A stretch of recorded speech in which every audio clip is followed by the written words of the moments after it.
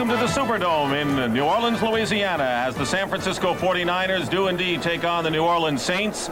The defending champions have little margin for error now. They can still win the division title. They need a lot of help, but if they win their last two games, the 49ers can go back to the playoffs as a wild card entry. Hello again, everyone. Dick Stockton along with Wayne Walker, and I guess the 49ers theme is staying alive, and if they're going to stay alive, Wayne, they're going to have to come back from that early season setback at the hands of these Saints. Well, they remember that well, but this is a little bit different New Orleans team than beat them earlier in the season. Dave Wilson was a starting quarterback now. Now they will see Bobby Hebert making a start, and they're not used to him, haven't seen him. They'll find out that he can get the ball downfield really well, and he's going to throw a lot better on the run than they've used to seeing people. Saints have looked a lot better since Wade Phillips took over. He's the interim coach for his dad, Bum Phillips, and Bill Walsh still can't figure out the 49er team. What do the coaches say about this game, Wayne? Well, Bill Walsh is concerned about his team. You know, they've been up and down, Dick, but one thing that really concerns him is the loss of Wendell Tyler. Derek Harmon will start at running back, and it'll be Wendell Tyler out with an injury. Of course, a great inside runner, and he's worried about losing his blocking for Roger Craig. Wade Phillips, on the other hand,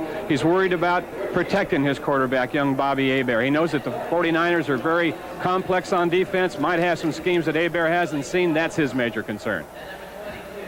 Wade Phillips. Saints have won the toss, and they'll receive, and Ray Wersching, who's been doing a fine job in the kickoff department this year, will be kicking to Willie Tullis on the right and Tyrone Anthony on the left.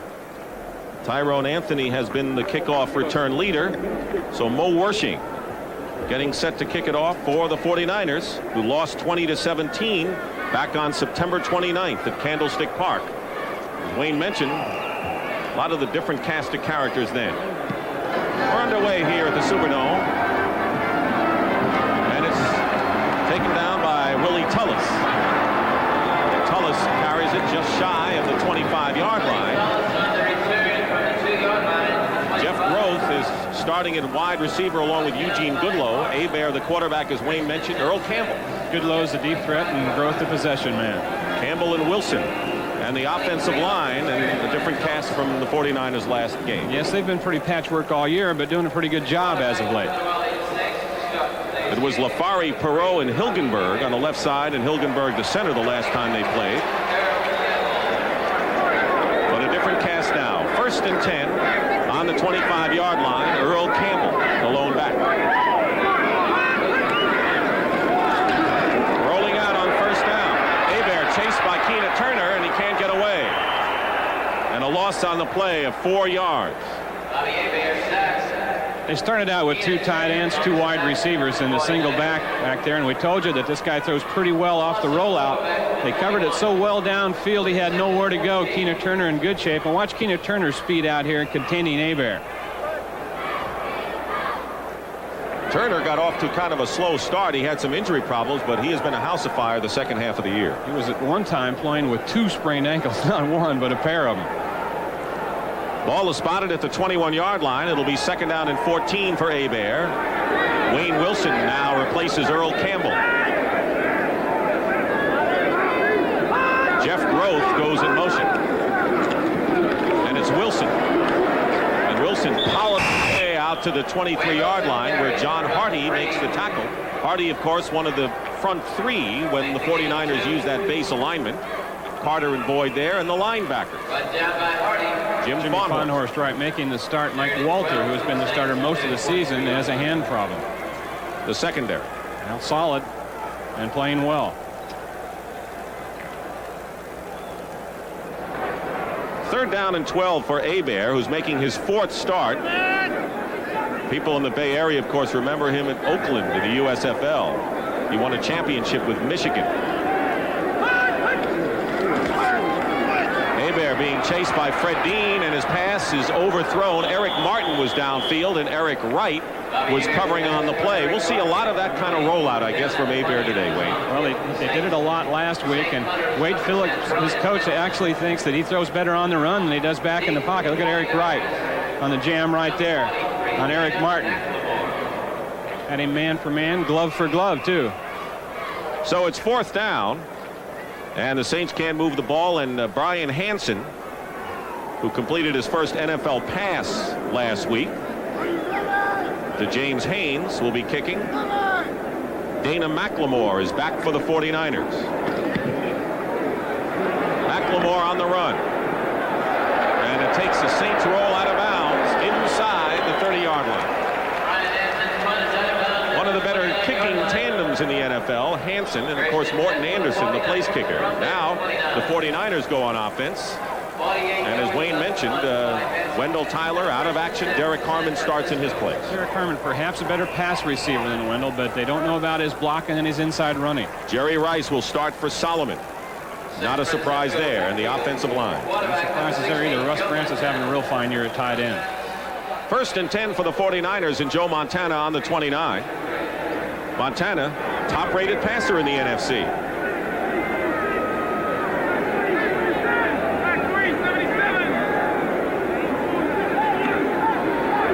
To the air, the first down, incomplete. Russ Francis was the intended receiver, and James Haynes, good-looking outside linebacker in his second year, defending on the play. The Saints' strength is their defense. Clark, Elliott, and Wilkes up front. Clark as good as anyone right now at defensive end.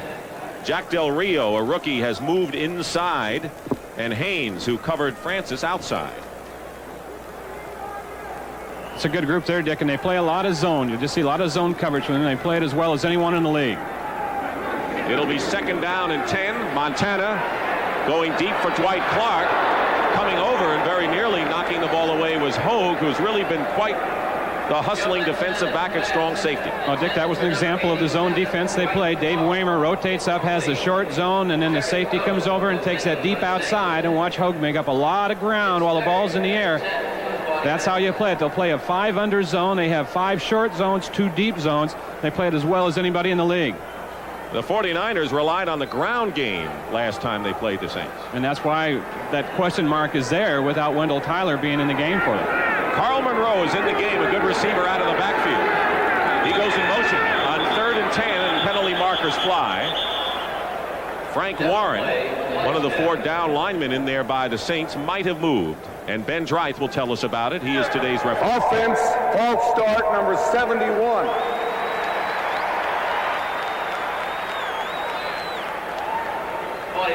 The Saints don't have a, that is 71. That's Keith Farnhorst, the offensive right tackle, who drew Warren.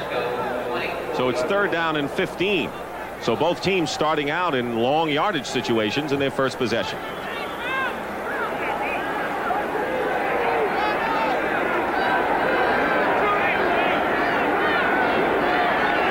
Montana, 3rd down play, and wide open is Carl Monroe. They get Roger Craig. And Craig is stopped shy of a 1st down by a good 7 yards, and Whitney Paul makes the tackle. So Craig, who goes into the game as the leading receiver in the NFL, gives way to Max Runaker on 4th down. Going back is Willie Tullis. Runaker will be kicking from inside the 20.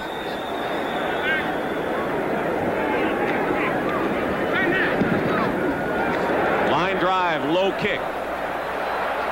Tullis at the 25. Out of bounds. Milt McColl made the play. So each team has had the ball. Each team has had to punt. And we'll be back to the Superdome. 43 yards.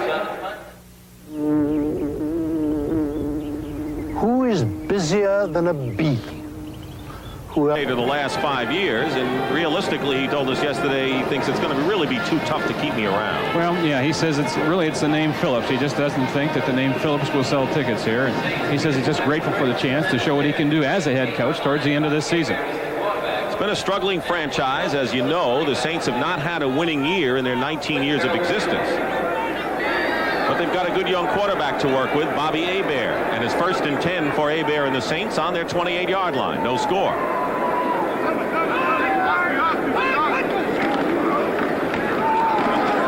Wayne Wilson, who had a terrific game, gaining 108 yards, his season's high, in the first meeting at Candlestick Park, brings it out to the 32-yard line. Going up the middle, Dwayne Board making the tackle, but perhaps the key force man for the 49ers, who have been playing outstanding defense, has been their nose tackle, Michael Carter. No question, he is a new force in the league, 280 pounds with great quickness, and he admits his main problem is being too strong, getting too much penetration into the opposing backfield. He says, I got to be more patient and stay along the line so I can move laterally better. He's got time to do that, doesn't he? He throws people around like flour sacks. 2nd and 6 on the 32-yard line, and the pitch goes to Campbell, and Campbell is stopped just shy of the 35-yard line. It'll be 3rd and 3 for the Saints, and making the tackle is Jim Fawnhorst for the 49ers. Campbell had been very quiet since coming over from Houston, but he exploded with a 160-yard effort against Minnesota a few weeks ago. That was a night and day performance, wasn't it? We saw him the week before against the Green Bay Packers, and he didn't do much. And then we saw him the very next Sunday, and he looked like the guy that was 25 years old running for Houston. They just gave him the ball, and up the middle he went. 3rd and 3 for the Saints on their 35. One of the wide receivers, Goodlow, in motion. Hebert has time, dumps it off to Tyrone Anthony, and Anthony is not going to get the first down. He is knocked out of bounds. Actually a loss of 1 on the play. Keena Turner covering. So Hebert, who's seeing what it's like to go against that 49er defense, will have to give it up again. Dean and Stover with a good rush on Hebert. They just rushed for it. They came up and gave him a blitz look that time, like they were going to bring a couple safeties. He showed pretty good composure that time by holding the ball and getting it out right at the last minute.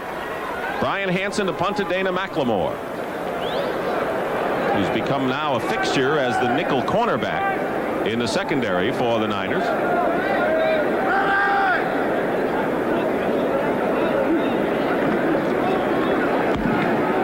Booming punt by Hansen.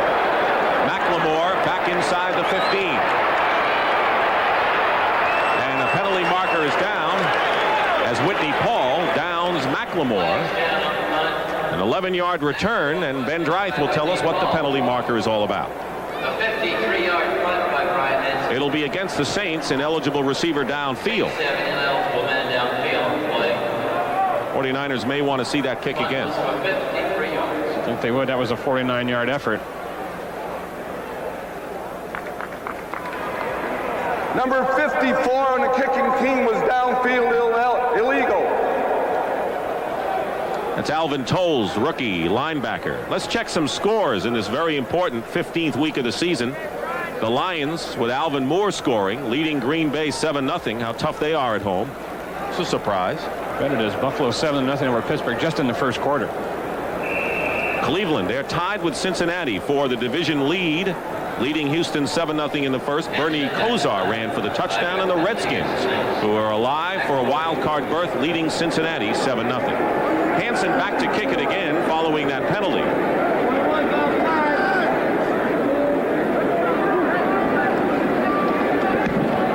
Another good kick. This may be better because it's higher. McLemore back inside the 20. And the Saints get him back at the 21-yard line. Jack Del Rio on the stop, and that was a 54-yard kick by Hansen. Brian Hansen, and not because he's kicking like that. It's because he's getting married to a gal from Iowa later this month. So congratulations to young Brian Hansen. Pro Bowl last year as a rookie. I'm sure he'd like to take that honeymoon over in Hawaii again. I would say it's probably between him and Greg Coleman, the kicker from the Vikings for the NFC.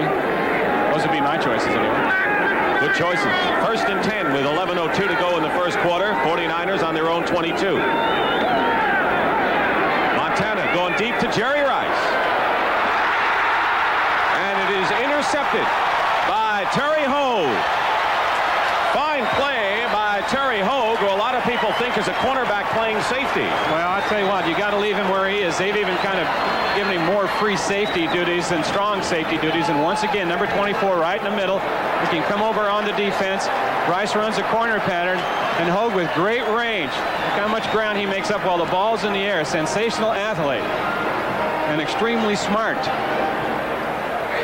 Terry Hogue with his 4th interception. He's second to Dave Waymer on the Saints, and for Joe Montana, that's the 12th time he has thrown the ball into enemy hands. So the Saints with outstanding field position, 1st and 10 on their own 49. See if they can take advantage of the first break of this game. Campbell on the pitch, and Campbell brings it into 49er territory at the 46-yard line. Ronnie Lott coming up from free safety, and Wayne Wilson, the other running back, put a good block on. Wayne Wilson, the lead block, got one, and watch Campbell now. his trademark. Take it out and then cut it back up inside. He doesn't run around in too much. He likes to power it right on up through here. Fawnhorse 55 didn't get him wrapped up, and he runs right through a tackle. Can still break tackles. It was held, as you see, to just 35 yards last week. 2nd and 5.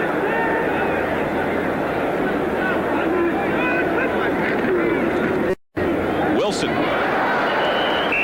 Close to a first down. Michael Carter, the nose tackle, is there.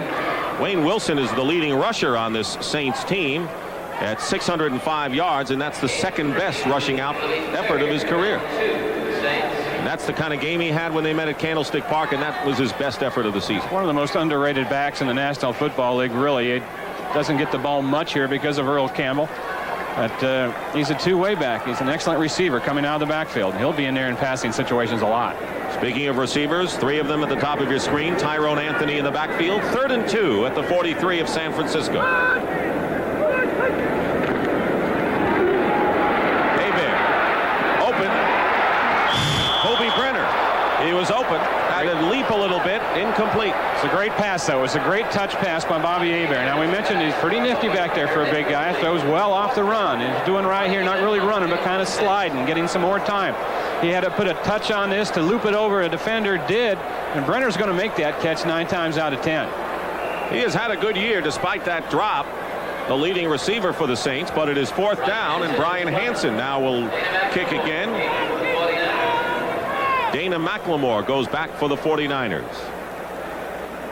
9:25 remaining in the first quarter. 49er defense continues to play well. They have been sensational in the past 5 or 6 weeks.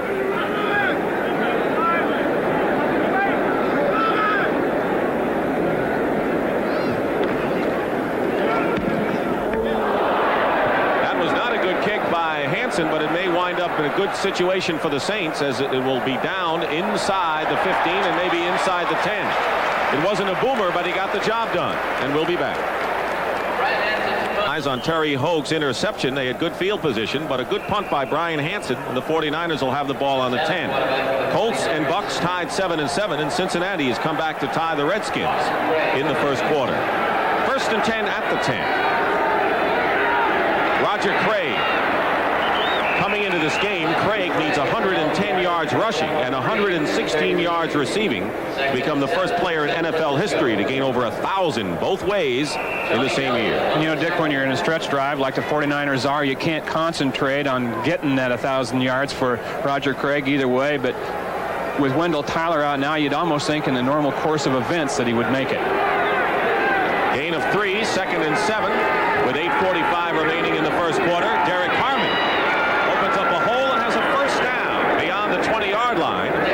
Derek Harmon, second year from Cornell, carried the ball only 14 times before that good gainer. Good double team over the nose tackle, and then John Ayers helped out there and then went downfield, got a block on Jack Del Rio. Russ Francis out in front. Good job up front that time. Glenn Redd and Frank Watlet make the tackle. 1st and 10, San Francisco on their 23. Harmon again. James Haynes on the tackle at the 24-yard line. Haynes is from Mississippi Valley State, of course, the same school that produced Jerry Rice, and he has had sacks in the last 2 games for the Saints. Taking over that right side for Whitney Paul. Jack Del Rio played some on that right side, and they moved him in the middle, and now they found 2 good young linebackers. 2nd and 9. Montana has already thrown an interception.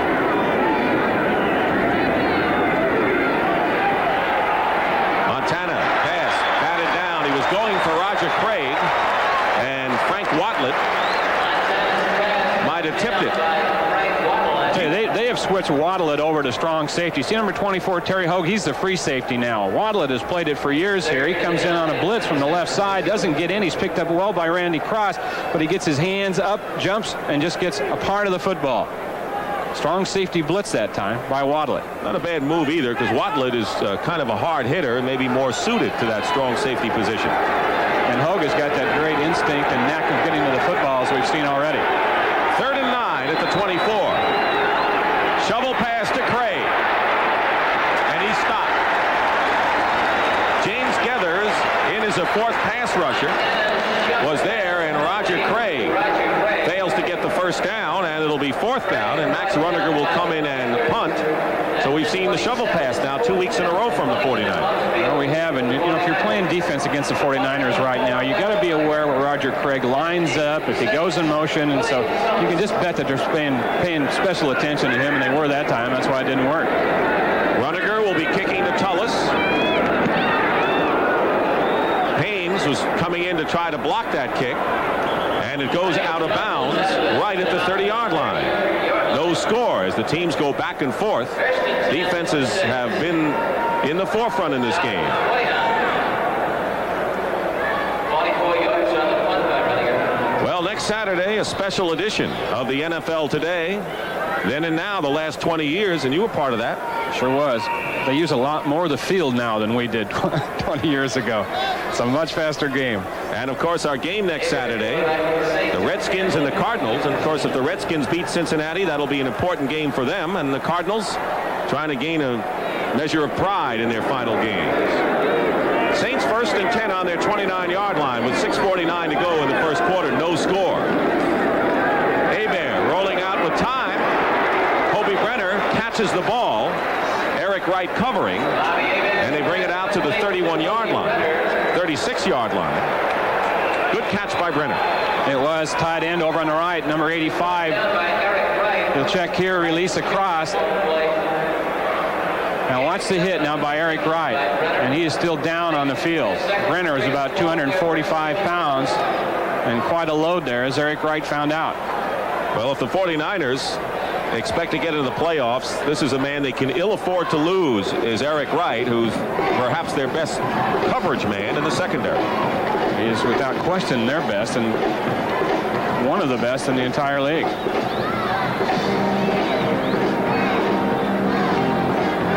Hurting right now. Well, next Saturday, we told you all about the NFL Today. Look back in the last 20 years, and of course the Redskins-Cardinals game. We have a special edition of CBS Sports Saturday, the year in sports, 1985. Who could have imagined? Well, Pete Rose, maybe we kind of expected that. Villanova winning the NCAA championship over Georgetown. No one expected that. No one expected that kind of game. That was a great one. Lakers beating the Boston Celtics. 2 o'clock Eastern time, plus a lot of John Madden's experiences of the last year. That's next weekend. Special edition of Sports Saturday. Eric Wright walking off the field. The Cincinnati Bengals have taken the lead over the Washington Redskins. Boomer Esiason to Rodney Holman. What this means to the San Francisco supporters is this: if the Redskins were to lose this game and the 49ers win, the 49ers will wrap up a playoff berth. Dana McLemore has replaced Eric Wright in the secondary for the 49ers. 2nd and 3 for the Saints on their 36.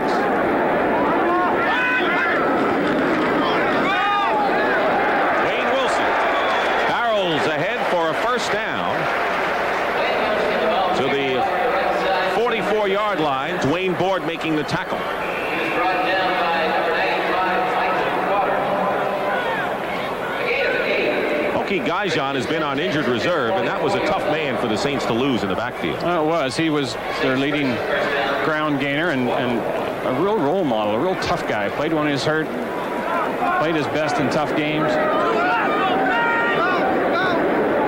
1st and 10 at the 44.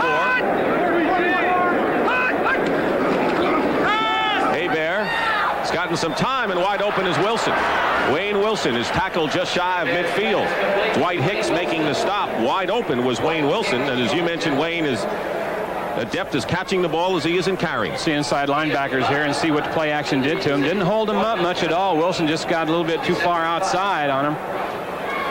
And in the defensive backs lot, number 42, Hicks number 22, come up late. You mentioned Gaijan. He has 2 of only 4 rushing touchdowns by the Saints this year. Wayne Wilson has 1, and so does Earl Campbell. 2nd down and 5 at the 49.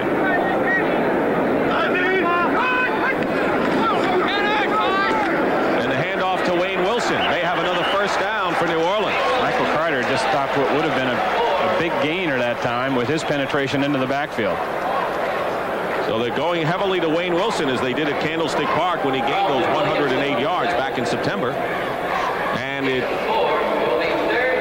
is just shy of the first down. So it'll be third and less than a yard. Saints have been an emotional club. They have ridden that roller coaster. At one time they had lost 6 in a row before beating Minnesota and the Rams. Then they lost to the Cardinals last week.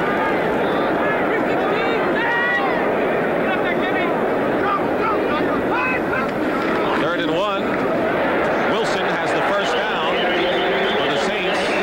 And a scrap going on. It looks like 8 men are trying to bring down Wayne Wilson. Ronnie Lott made the stop. A real battle going on in the middle. Steve Court, number 60, the center for the New Orleans Saints, and Michael Carter, 2 big, strong guys. Let's see what they do this time. Court just kind of turns on Carter here and lets his momentum take him to the side he wanted to block him anyway. A slant charge that time by the 49er nose tackle, and no one covered him up. 49er defense had a string of no touchdowns allowed, which ended after 17 quarters when the Rams scored on that deflection play to Henry Ellard. First and 10 for the Saints on the San Francisco 43. Pass rush on Hebert, but he gets the ball off and completes it to Hobie Brenner out of bounds at the 41. Keena Turner defending. It was a safety or a cornerback blitz that time. Dwight Hicks, number 22, came in from the left side on a blitz. Watch the right side of your screen now. You'll see number 22 show up on a blitz, but Hebert just dumps it off before he can get there. Eric Wright is back in the lineup for the 49ers. He was shaken up a moment ago, but Wright is back. And the Saints are at 2nd and 7 at the San Francisco 40. No score, 3:11 remaining in the first quarter.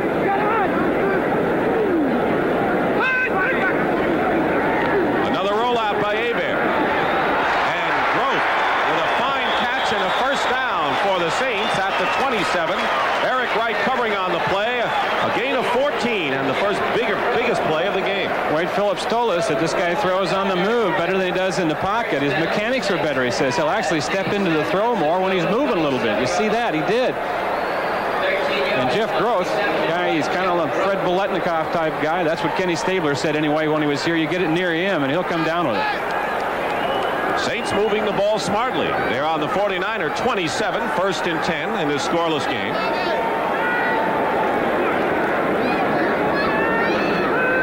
Groth is in motion. Hebert. Brenner was open.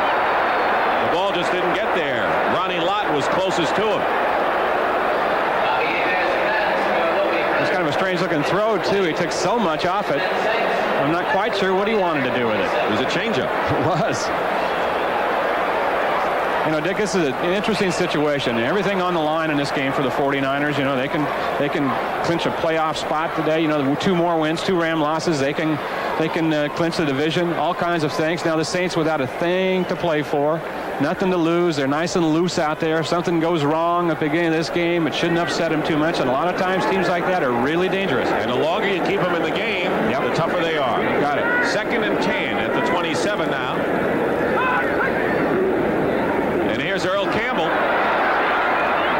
Campbell finally stopped at the 24-yard line. He gained 3. It'll be 3rd and about 7. Carlton Williamson and Ronnie Lott make the stop on Campbell. It'll be 3rd down. We have under 2 minutes remaining in the first quarter. And the Saints and the 49ers are in a defensive scrap right now. And now the 49ers are defending. Well, you're definitely in field goal range already because they got one of the great kickers in the league. Again, we talk about that kicking tandem for New Orleans, Morton Anderson. He's a boomer from 55 yards, well within his range here. 10th play of this drive upcoming here. Here's Tyrone Anthony. First down. Close to it. Let's see where they spot the ball. Anthony close to the sticks. Ronnie Lott and Jeff Fuller is right there. Let's see where they put it down. They didn't miss by much if they missed. Right. He had a surge right as he made his cut upfield. It looked perhaps like he got there. The 49ers reacted quickly. We'll see how they spot it. It appears to be 4th down. And the Saints are going to go for it. Why Apparently. not? Why not? You know, they're that area of the season. They don't have anything to lose. Fourth down for Bobby Hebert and the Saints. Fourth and less than a yard. Campbell and Wayne Wilson are the backs.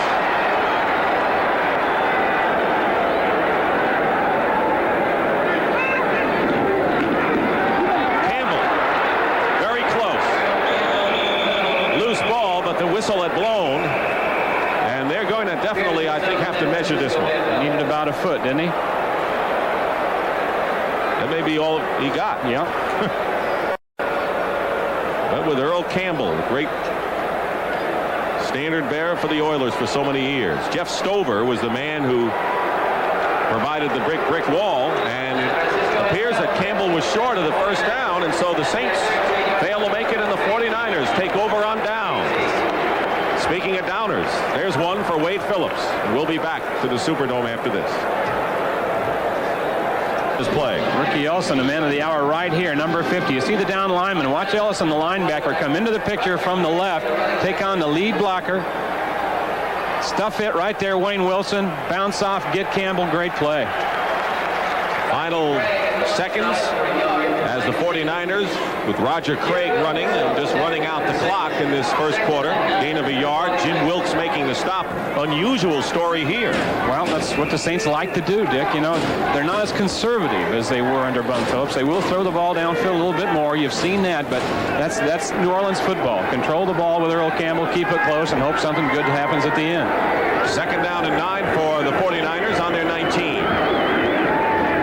Montana with a play action. Derek Harmon was open. Took his eye off it right at the end. Frank Watlett closest to him, but Harmon was there. Yeah, they run that defense we're telling you about. 5 short zones and 2 deep, and Derek Split got past those 5 short zones, was wide open. Watlett had to come over as one of the 2 deep backs to cover him. And watch the head and eyes right here as the ball goes. See him look downfield a little bit and stay on the football. And he's a good pass receiver. That was a good throw. 9 seconds remain in the first quarter. It's third down and 9. James Gethers and Frank Warren provide help on the 4-man pass rush for the Saints. There's Jerry Rice. Montana to Jerry Rice. And he's going to have the first down as the quarter comes to an end. So Jerry Rice, who's coming home, gets the first down as the first quarter comes to an end. Dick Stockton and Wayne Walker here at the Superdome in New Orleans with the 49ers, who are 4-3 on the road, and this is their final road game of the year, concluding at Candlestick Park next Sunday against the Dallas Cowboys. Scoreless with the Saints as we start the second quarter. First and 10 for the Niners at the 30-yard line.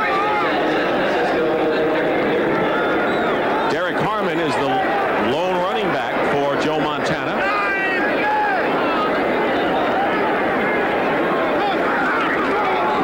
Montana finds Dwight Clark, who has a first down at the 43-yard line. Gain of 13 yards.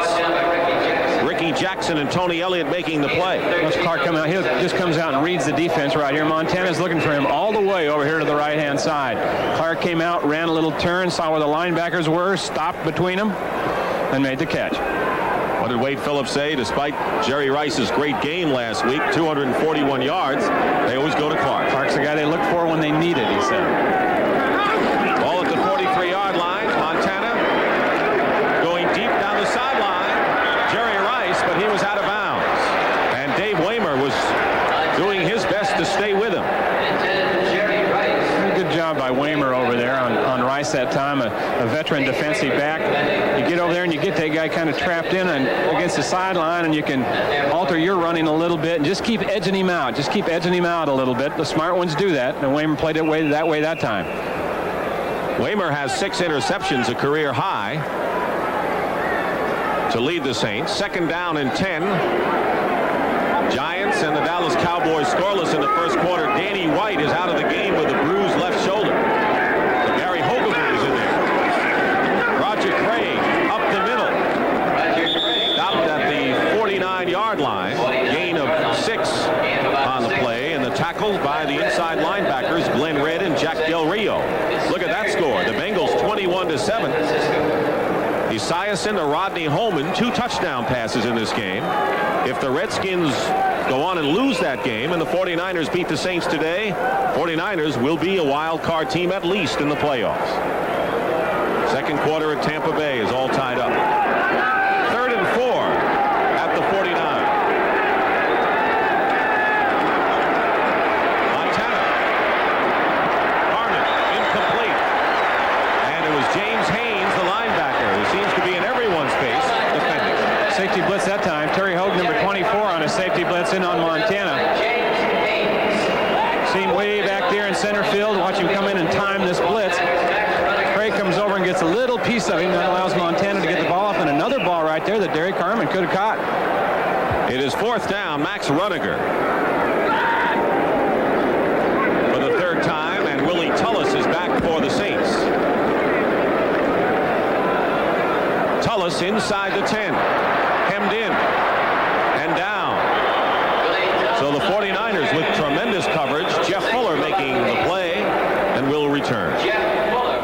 Following Max Runniger's 44-yard punt in great coverage, the Saints are hemmed in inside their 10-yard line with plenty of time. 13:24 remaining in the first half. Bobby Hebert has been pretty much protected well. Well, he has. The 49ers haven't taken a whole lot of chances yet defensively and blitzed him a lot, but I think this would be a good spot. We'll see it now because they haven't backed up. Ball at the 8-yard line.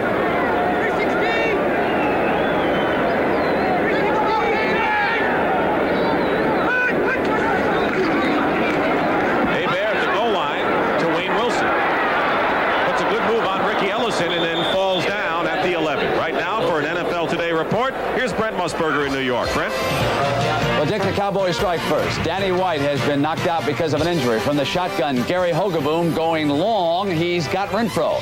Did Renfro have possession when he crossed the goal? Well, the officials thought he did. It is 7-0, Dallas over the Giants. Let's go back to Dick. Thank you, Brent. The Cowboys can clinch the division with a victory over the Giants. Of course, the Giants can wrap up a playoff berth with a victory over the Cowboys. We'll be following that game. 2nd and 6 at the 12.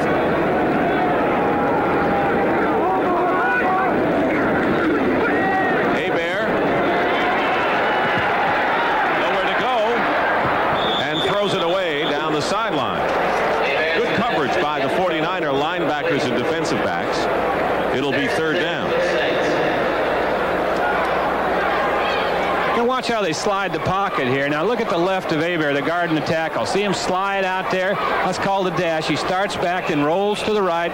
The old moving pocket made popular by our good friend Hank Stram back in Kansas City. Who lives right around the New Orleans area. Yeah, lives here. His closet's bigger than his house.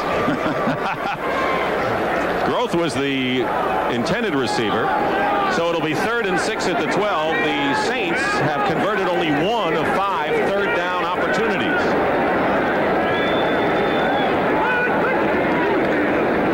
On the ground, Tyrone Anthony. There's their 2nd successful conversion on 3rd down, out to the 25-yard line, and Anthony gains 13 before Jeff Fuller brings him down. And they brought the tackle and guard. Now watch Jim Rourke, number 70, lead through, get the block on Carlton Williamson, the strong safety. That was the Springer. Watch Edelman's number 63, Rourke number 70 on the pull. Edelman kicks out on Dwayne Board. Rourke turns up inside and gets Carlton Williamson. Great job. That's the longest gain from scrimmage this year for Anthony, who was the top rookie on the Saints a year ago. 1st and 10 at the 25. Wayne Wilson picking his spots and finally gets to the 26. I think that was exactly the same play they ran before. They just ran it to the other side that time, and the 49ers messed it up.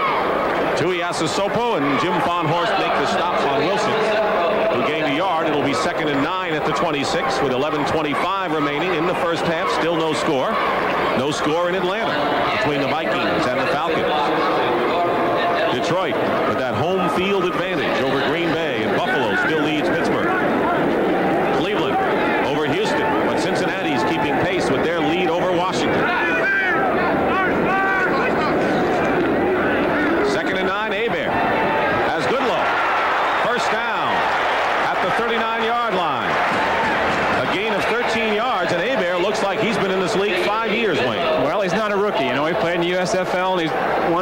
two there. And he said all he needs to do here is get used to his receivers and learn their speed, their idiosyncrasies, and he threw that ball in there right on the line. Great throw. Dwight Hicks over there playing a little bit soft. That's his want. That's the way he does it. And they took advantage of it that time by running the turn in front of him. Goodlow has surpassed his reception mark of last season. 1st and 10 at the 39-yard line. Wilson tripped up by Keena Turner, who penetrated nicely. 49ers just stunted their whole line down inside that time on slant. Watch them all, the white shirts go to the right on a slant in. See Keena Turner, number 58, take it on down. Beats the blocker right there. That was a good call by the defensive coordinator, George Seifert, and Norb Hecker over on the sideline. Had a perfect defense for that play.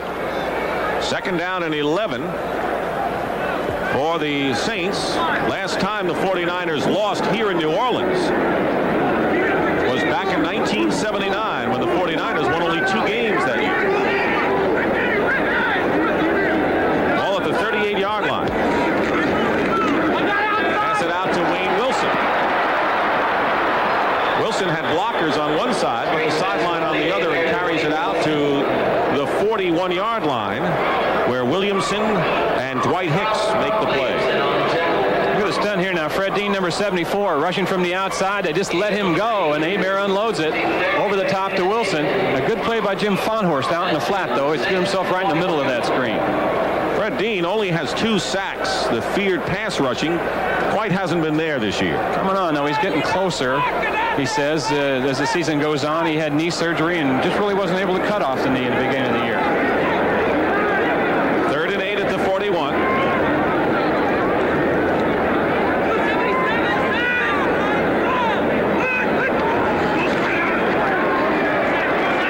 Hebert, incomplete behind Eric Martin, the intended receiver. Dana McLemore was covering downfield. That's what we talked about, you know. The receivers read the patterns. I read the receivers. They weren't on the same page that time, but you know, Wade Phillips said this guy is going to be probably about 30% improved just by going through a training camp next year as the number 1 guy. We're talking about Bobby Hebert. Here's Brian Hansen. He's punting for the Saints, and Dana McLemore back there to return.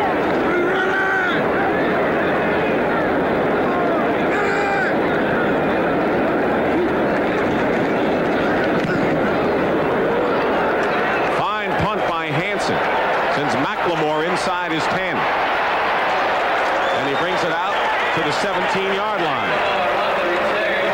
Tackled by Joel Hilgenberg. Week of the season next week, and a doubleheader on CBS begins with the NFL today. I tell you, that's going to be quite a battle in the lair of the Lions. And the Bears thought it was noisy down in Miami. Fans in San Francisco will not see that game, but they will see the big one between the 49ers and the Cowboys, and of course playoff hopes hinge on that game. Division titles and all the rest. 1st and 10 for San Francisco. Roger Craig carrying the ball on 1st down beyond the 20-yard line. 49ers rushed 41 times in their first game against the Saints at Candlestick Park, a losing effort, and that's the most times they rushed the ball all year. And so far they have passed just about twice as much as they've run in this one. Well, the Saints almost force them to run the ball a little bit more than they want to because of the defense they play. You know, the San Francisco offense is based on the short passing game, and New Orleans plays 5 short zones across the field, and they clamp on pretty well. Saints have had the ball a lot more than the 49ers so far in this one, with 8:35 remaining in the first half. Nothing. Montana to Craig again. Gets by one man, gets a 1st down, and hit hard at the 30-yard line. It's got to be tough to bring down when he gets that motor running at the line of scrimmage. You bet. I'll tell you, he's perpetual motion once he gets the ball. Keith Fonhorst, a good turnout block over there on Bruce Clark. Randy Cross doing a job, and look at that. All motion, all elbows, knees coming at you as you're trying to tackle him. Frank Warren missed the tackle, but James Geathers and Terry Hogue didn't. 1st and 10, however, for the 49ers on their 30-yard line. Derek Harmon, the engineer from Cornell, out to the 34-yard line. Gain of 4. Jack Del Rio and Terry Hogue made the play on Harmon. Check some scores now. Atlanta over Minnesota. Detroit leading Green Bay.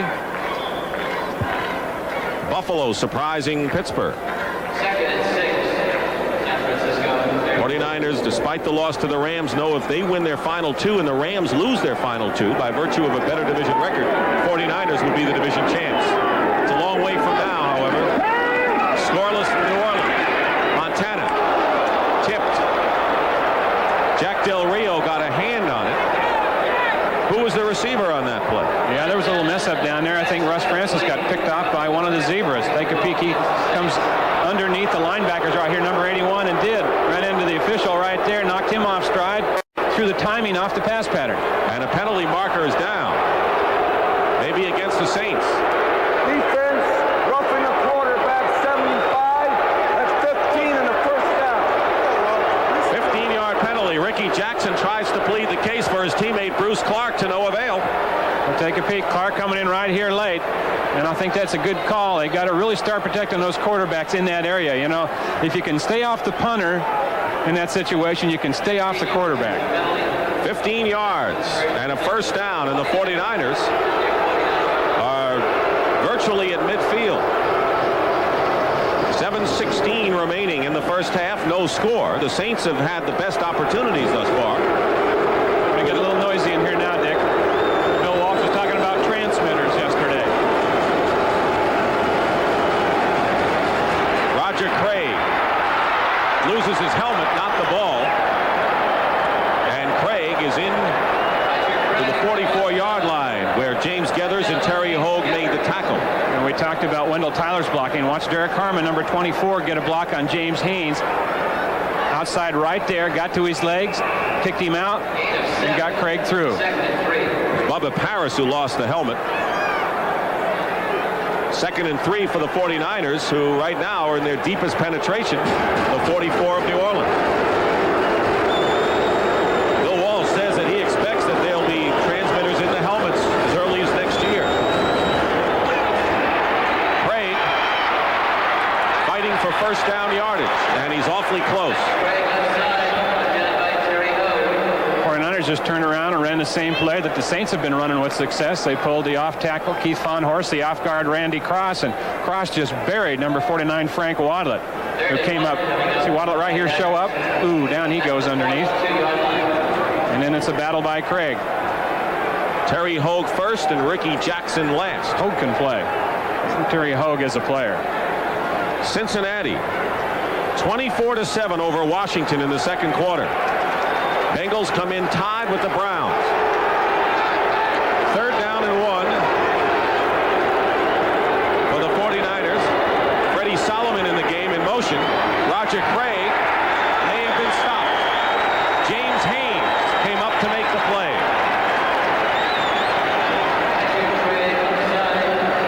In Haynes and Del Rio, the Saints have two young, outstanding linebackers. Well, they did, and they were playing Del Rio at that outside linebacker spot. Then they moved him into the middle almost out of necessity because of the loss of Jim Kovach, who's now with the 49ers. So they may have found a couple players because of that. It's a jam up right there. Haynes made a good play. Closed it down, held his ground, and wrapped Craig up. They stopped him, but now the Niners are going for it on 4th and less than a yard. Montana. 49ers think they have it. See what they unpile as Bill Walsh checks the next play and sends it in with Dwight Clark. It always seems to be your best call, doesn't it, when it's a footer? So I was kind of surprised that the Saints didn't run that same play when they had the opportunity. They were stopped on the 49ers 18-yard line in what was the best scoring opportunity we've had so far. It's 0-0 with exactly 5 minutes to go in the first half. I'm going to bring the chains in because according to the yard markers, it looks like they have it. You mentioned Jim Kovach. That's still a sore point with the Saints. Yes, he was injured. They wanted to bring him back, put him on the roster, and try to slip him through, and the 49ers claimed him. They didn't want to use one of their moves because they wanted to bring Russell Gary back later on. There's Doc Kovach right there. Bruce Clark has been called for unsportsmanlike conduct. Question for Clark. Unnecessary roughness, 75, or grabbing the referee. Grabbing the referee. He's already been called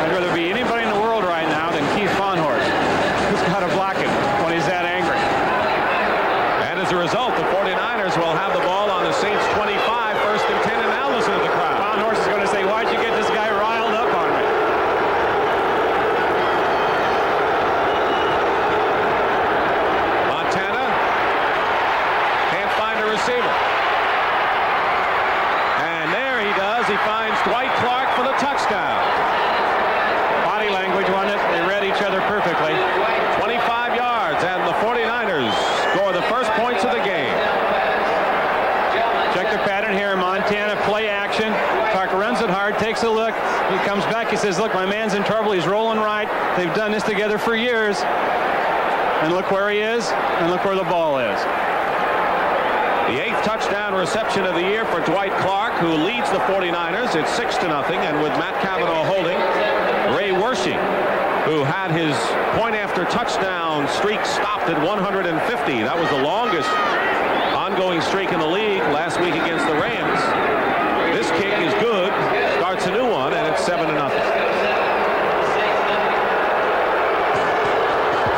Here's what set it up.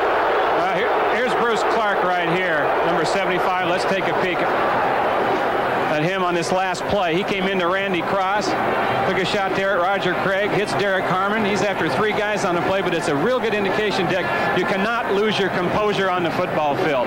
Clark's a great football player, but he perhaps just cost his team 6 points with 2 penalties. Exception of Joe Montana, the two of them have worked so well over the years, and this is perhaps a graphic illustration. Well, you know, Dwight Clark is not the only guy, just about the only guy that they let adjust his patterns downfield when he sees what the defense is in. But that time, that wasn't an adjustment to a defense. That was he just looked back and saw that Montana was in some problems and tried to find some room, because their theory is, you know, once Montana breaks and gets open, things are going to happen downfield. Find yourself an open spot, and you're likely to get the ball. 83 yards. Ray Wersching kicking off to Willie Tullis and Tyrone Anthony. Heading over toward Tullis. 3 yards in the end zone. Tullis brings it out to the 17-yard line. Here's Brent Musburger with an NFL Today report.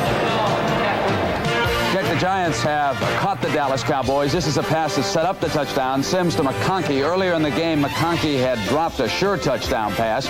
Johnson caught the one that drew them even at 7. Let's go back to Dick. Thank you, Brent. 4:25 remaining in this first half. Dwight Clark, by the way, the all-time leading receiver for the 49ers, has more touchdowns this year than last season. And that was number 8. Saints trying to come back here. 1st and 10 on their 17-yard line.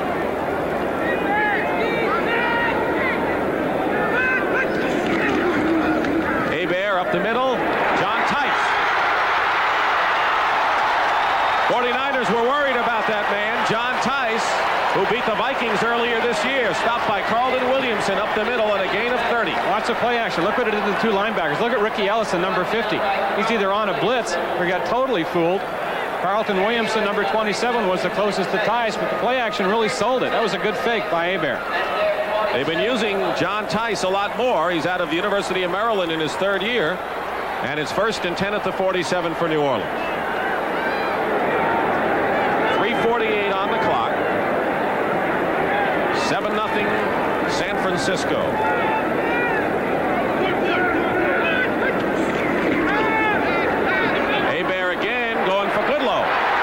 He's got it to the 31-yard line. Carlton Williamson again defending, and that was good for 22 yards. Oh, great composure, too, by Bobby Hebert, because he had Michael Carter right in his face that time. Here's Goodlow now working against Hicks, an out pattern. Hicks lost him right there. Had some deep help in Carlton Williamson, but it didn't get over quite in time. He was our injured reserve with a pulled hamstring mid-season, but Goodlow has come back and having his best year now. 1st and 10 Saints on the San Francisco 31.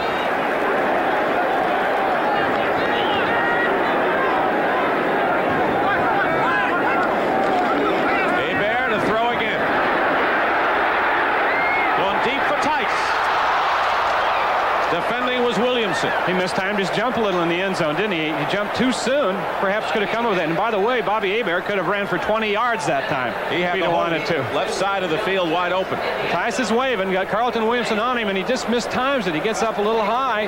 He's coming down when the ball goes over him. But Hebert had a ton of acreage in front of him. He could have walked for 15 yards on that last play. Hebert, 10 of 16 for 99 yards. 2nd down and 10 on the 31. Saints have been struggling offensively most of the season.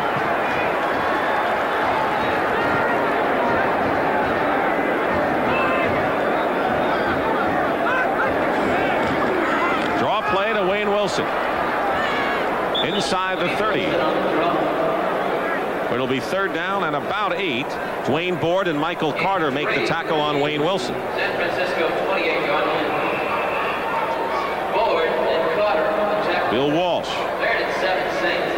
who says the defense has kept the team a contender at this point. The offense has been spotty, and now the defense on the spot here on third down and 7 at the 28-yard line. Tyrone Anthony in the game.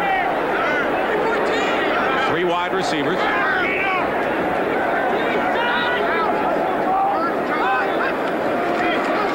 Pressure put on Hebert, who overthrows Kobe Brenner.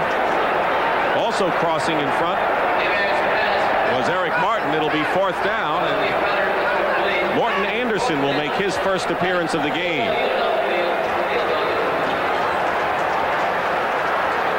Hebert questioning Ben Dreith, and here's Anderson, who's hoping for a Pro Bowl berth. He has kicked 28 of 32 field goals this season, and 11 in a row. And 21 of his last 22. Not bad numbers. This will be a 46-yard attempt with Guido Merkins holding.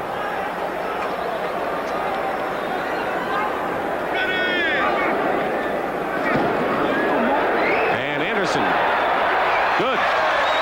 12 in a row for Morton Anderson, who has set a club record for points, breaking Tom Dempsey's mark. 7-3, San Francisco leading the Saints. Right now for an NFL Today report, here again is Brent Musburger in New York. Brent? Dick, the Giants strike quickly. After an interception, Sims will go to Galbraith, who brushes off a linebacker. A specially designed play for that blitz, and the Giants lead the Cowboys 14-7. Let's go back to Dick.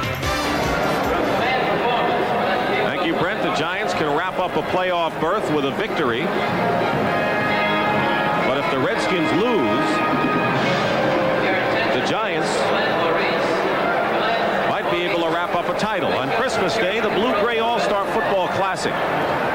Live, noon Eastern time. Napoleon McCallum, and then the Celtics. Bill Walton on that team now. You'll be switching chairs, aren't you?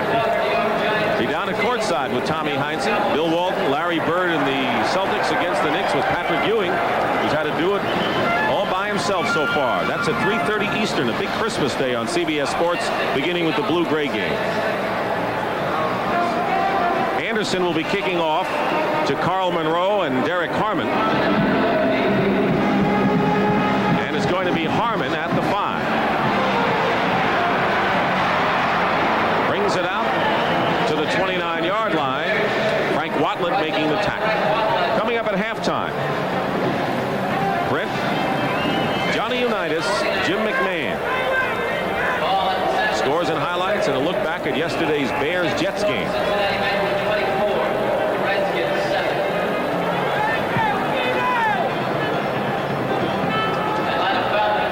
2:27 remaining. Each team has the full complement of timeouts remaining. 7-3 the score. That's what Montana has done today. Montana up the middle of Roger Craig. And Craig, like a piston, hits it out to the 47-yard line. Pickup of 17. Jack Del Rio and Terry Hogue on the tackle.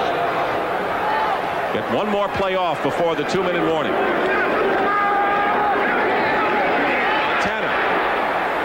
Russ Francis into Saints territory at the 46-yard line. The penalty marker is down, however, right about the line of scrimmage. It'll be against the 49ers.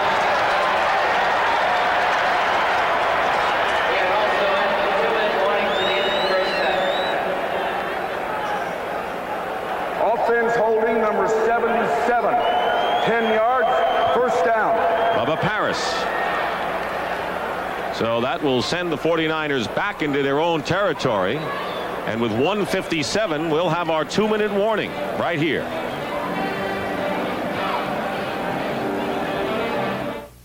Our 2-minute warning notification here at the Superdome, where the 49ers lead the Saints 7-3, and it hasn't been easy breezing for San Francisco thus far. Never is. This is always seems to be the same nature of the game of when New Orleans and San Francisco get together, close games, defensive struggles, and then in the past, the 49ers have been able to break away in the second half, but in the first game at Candlestick this year, was just the other story. New Orleans stayed close and played extremely well at the end, especially rushing the passer at the end. They sacked Montana a couple times in the last crucial seconds. And 6 in the game. First down and 20 at the 37-yard line. Montana to Derek Harmon, wide open.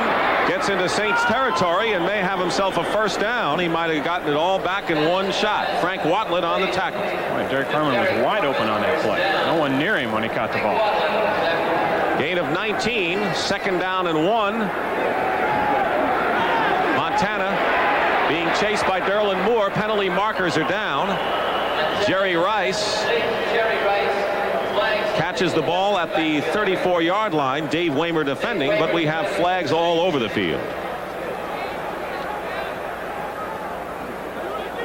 Okay, Montana Hurts rolling out to the right, doesn't he?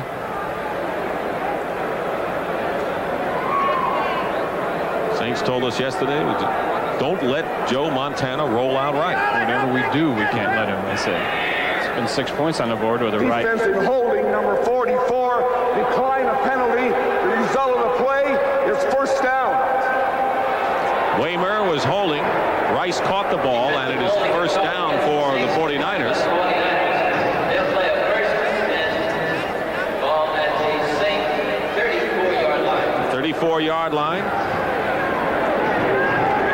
1:31 showing. Plenty of time for Joe Montana. And a handoff. Didn't fool anyone to Roger Craig. James Haynes was there. Haynes is particularly active. Montana hands that ball forward on the draw. They have a name for it we can't use. This is a family show. 49ers call a timeout. They have 2 remaining, and let's catch up right now. Detroit leading Green Bay 14-6 at Pontiac, where they haven't lost. Buffalo putting a shocker on Pittsburgh. In a few years, the Steelers may be out of it before the last week of the season. The Giants, who are trailing 7-0, now leading. Tampa Bay and Indianapolis tied 10-10 second quarter. That one. Cincinnati 24, Washington 7. If the Redskins lose and the Giants beat the Cowboys, the Giants will wrap up their first division title since 1963. Cleveland leading Houston 14-7. 49ers would also be assured of at least a wild card berth with a victory over the Saints if the Washington Redskins lose. So a lot of clubs are looking at that Cincinnati-Washington game. Montana after the conference, 2nd and 10 on the Saints 34-yard line. I think we haven't heard much from Ricky Jackson today in these situations. This is the kind of situation where he usually comes to the front, blitzes, leads the club in sacks, but they've done a good job of handling him so far this afternoon. Montana being chased by Bruce Clark and throws it away. Dwight Clark covered by Dave Waymer. Blitz Jackson that time from his left linebacker spot, blitzed him up inside, and Randy Cross was there to pick him up. There's Ricky Jackson. Leads in tackles, as you mentioned, also leads in sacks with 11. He told us yesterday he should have 20. He's been double teamed a lot, but says without question this is his best year. 3rd down and 10.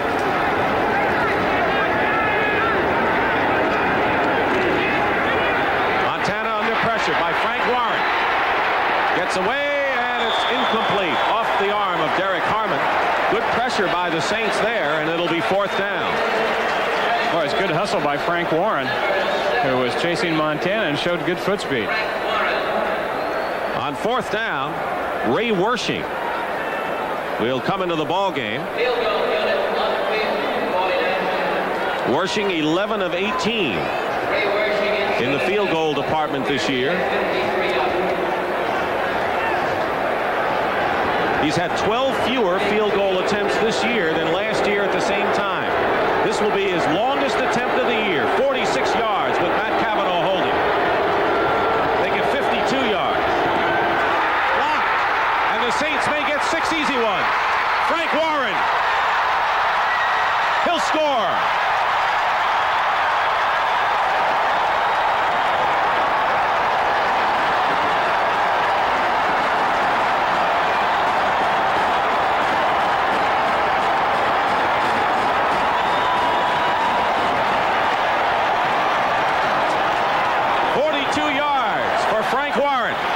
surge up the middle. Let's see who got it.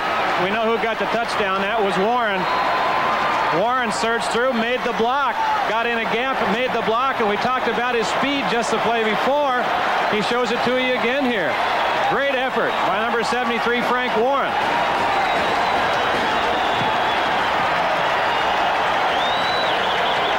Turned on the crowd, and Frank Warren wants that football. Can you blame him? What a thrill, huh? Fifth year out of Auburn, and Morton Anderson with Merkins holding will try to give the Saints their first lead of the ball game. And he does with 1:01 to go. Frank Warren with the touchdown, and it's 10-7 in favor of the Saints. A penalty marker is down.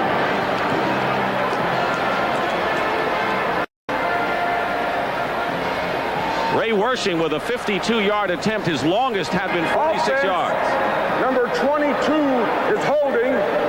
That's a 10-yard penalty, and they have to kick it over. Tyrone Anthony holding, and 10 yards is the key there.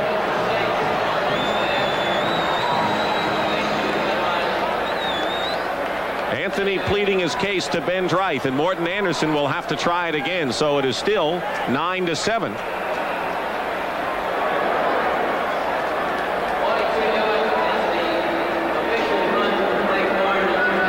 This will be a tantamount to a 29-yard attempt. And Anderson has it. No, it is off to the left. So Morton Anderson misses for the second time this year, and the score remains 9-7 in favor of the Saints. Take a look at that block again on the field goal. I don't really think you can blame the kicker on this. Just watch the surge up the middle. Frank Warren gets in a gap, gets penetration. You want to start the ball off a little bit lower when you're kicking, but he had no chance at all. Wershing didn't on this one. Warren was through a gap, got his hands up, but he was 2 or 3 yards back. And here's how Ray Wershing reacted when he saw the ball go and Warren run. On the sideline looking at the replay of it, and he doesn't ever want to see that again. It was a 52-yard attempt, would have been his longest, and instead it turns out to be a Saints touchdown. Morton Anderson, following the penalty, missed the 29-yard conversion, and it's 9-7. A lot of people question the fact that Bill Walsh didn't go for a field goal against the Rams in the Monday night game from when they had the ball on the 32-yard line. He said he was afraid to get it blocked at that point. Anderson kicking off for the Saints with 1:01 remaining. And it'll be a touchback. Carl Monroe in the end zone downs it. And the 49ers will take it out to the 20. Johnny Unitas, one of the greatest. Jim McMahon, who wants to be great. With the Bears. Scores and highlights with Brent at halftime. And a look back at yesterday's game in which the Bears beat the Jets, dealing the Jets a blow in that tight AFC Eastern Division race, and for the Bears coming back from their loss to Miami. Bears have lost just one game, and they'll face the Lions at the Silverdome in Pontiac next week in the regular season finale. First and 10 at the 20-yard line with 1:01 to go, and the 49ers have 2 timeouts remaining.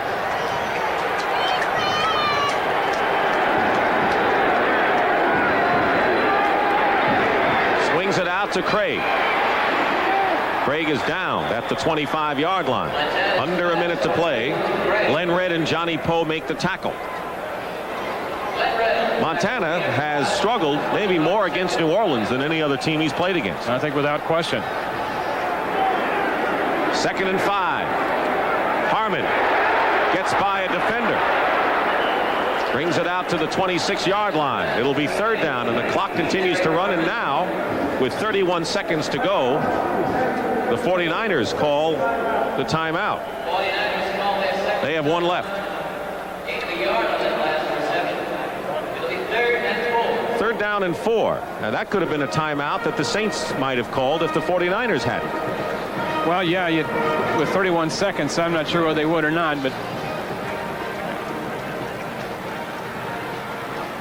this situation right here for the 49ers, they're in an area of the field where they can be real risky with what they're going to do on this 3rd down. They get another turnover, and New Orleans would have time for 3 points, a 3-point try for sure, and perhaps a couple chances at 6. So what they do here, they're going to have to be pretty careful with it. And of course, if by calling the timeout, they give the Saints kind of a breather now. And as you mentioned, despite the fact he missed that 29-yard conversion, Morton Anderson has a 55-yard field goal this year, longest in the NFL, in the NFC anyway.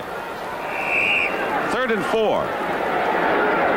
9-7 New Orleans.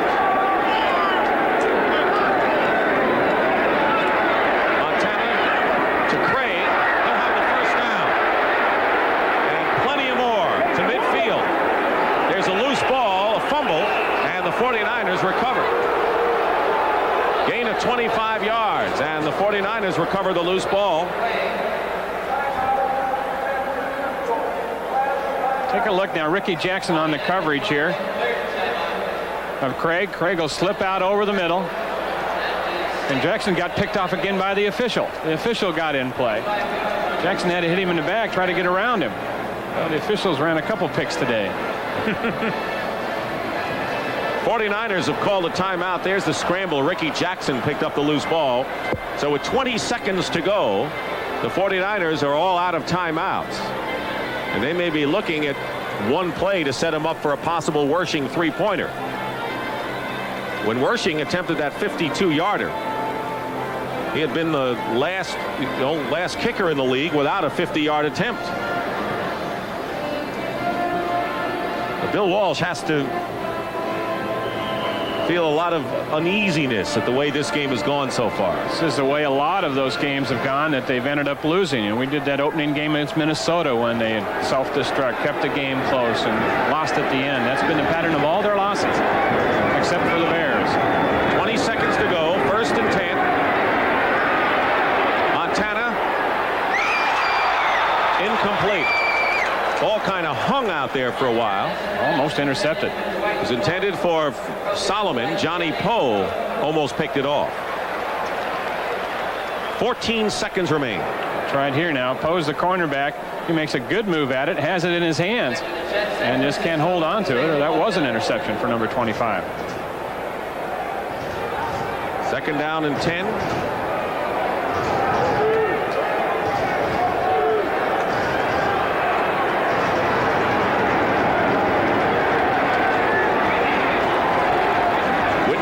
Has come in the game for pass defense downfield. Montana under some pressure completes the pass to Mike Wilson. Only his 7th reception of the year, and the clock stops with 8 seconds to go. They are not in field goal range by any means for Ray Wersching. It'll be 3rd down and 2. Wilson with 7 receptions, but one of them for a touchdown, as Ray Wersching gets set for a possible long field goal attempt. They're going to have to go out of bounds, though, and quickly. Anything down the middle won't do him any good. Pass to Mike Wilson out of bounds with 4 seconds to go. The ball is at the 38.5-yard line. Think about a 56-yard field goal if they wanted to try it from here with Wersching. Well, he tried a 52-yarder and it backfired. You'd almost think that he wouldn't want to at this point. But, you know, you can't let one block sway you confidence-wise and confidence in what your people can do. But he's got Montana in there, so it'll be going downfield. Playing it straight with 4 seconds to go. Solomon, Rice, Clark, and Wilson. 4 wide receivers in a Hail Mary situation. Montana will run out the clock. Out of bounds. And that's the end of the first half. The crowd likes what they've seen. Not so much this man, though. That's the end of the half. It's the Saints 9 and the 49ers in 7. Quarter, but the big play of the ball game came when the 49ers were leading 7-3, and for the 2nd week in a row, the 49ers had a kick blocked. Something you don't usually expect to, Dick. It came from almost right up the middle. Frank Warren, number 73, came in a gap between Michael Carter, who's in there for blocking purposes on these situations, and Keith Fahnhorst. A good, individual effort by him. Get the penetration, get the hand up, and then the ball bounced right for him, and the New Orleans Saints right back up into his arms. Nobody in front of him. He strolled in with it, and that was a big play in the first half. The conversion was missed following a penalty by Morton Anderson, so the 49ers are a field goal away from taking the lead. But the fact is that this game reminds you of so many of the struggles that the 49ers have had against teams that you'd expect them to roll over. No question. I imagine at halftime, Bill Walsh didn't have to do any reminding of games past. I think he probably told them 2 games left. You win them both, you're in the playoffs. It's a new season. There's a lot of money involved. The players know that. I would imagine this half that we might see more of Jerry Rice than we did in the first half, and Dwight Clark, and perhaps Freddie Solomon. 49ers have got to get the ball downfield a little bit more than they have. New Orleans, on the other hand, this is their type of game. This is the way they wanted it. Close. They can continue to run the ball with Earl Campbell and stay close till the end of the game. I'm sure Jerry Rice's family from Crawford, Mississippi, just 2 hours from New Orleans, would really like to see him get into the flow a lot more. We'll be back with the second half kickoff in just a moment. Is the Superdome in New Orleans, where the Super Bowl will be held, and the San Francisco 49ers, who know that it may be a long road back to defend their title, would like nothing more than to be playing late January right on this very field. But they've got a lot of things to do and take care of a lot of business before they can even think about that. Wade Phillips would like to win another big one. He beat the Rams. If he could knock off the 49ers, it'd be a feather in his cap. Morton Anderson will be kicking off to Carl Monroe and Derek Harmon. As we start the second half, 9-7 in favor of New Orleans, and it's Derek Harmon at the 5.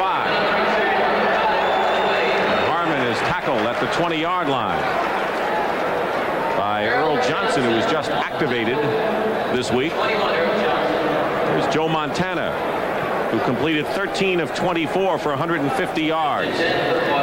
His touchdown pass was to Dwight Clark, 25 yards. Tremendous ad-libbing on the part of the two of them, particularly Dwight. And now it's a new half, and Montana's Niners are behind.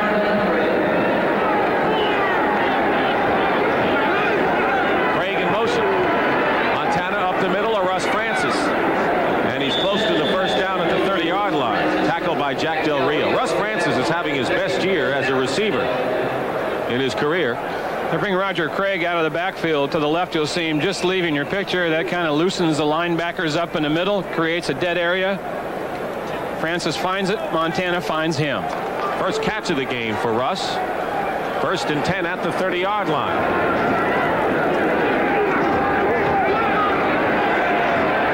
Montana this time finds Dwight Clark up the middle, and Clark gets to midfield. And a gain of 20 yards before Watlett and Del Rio make the stop. And the Niners moving the ball quickly. And watch him now. He just kind of delays around out there, not running real hard right now. They clear it. He goes underneath, and he's wide open. Over the middle, an easy throw for Montana, and a very safe one. 3 catches for Dwight Clark, one of them for a touchdown. Mike Wilson has replaced him now. The ball at midfield. Harmon hit behind the line, and a fine play by Glenn Red.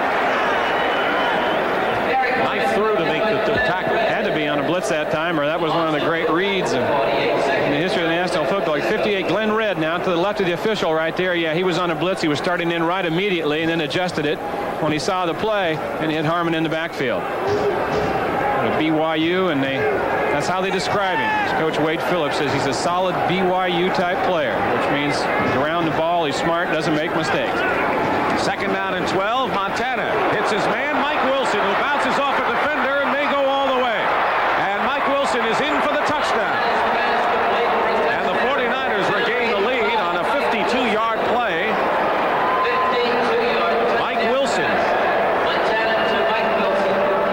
Mike Wilson been kind of a forgotten man this year with the addition of Jerry Rice. He used to come in quite a bit for Dwight Clark, and Freddie Solomon, but with Rice on the team, his playing time has gone down. That time, 24 Harry Hogue bounced off him. And Wilson, a big, strong guy. He's at least as big as Clark, about 215 pounds.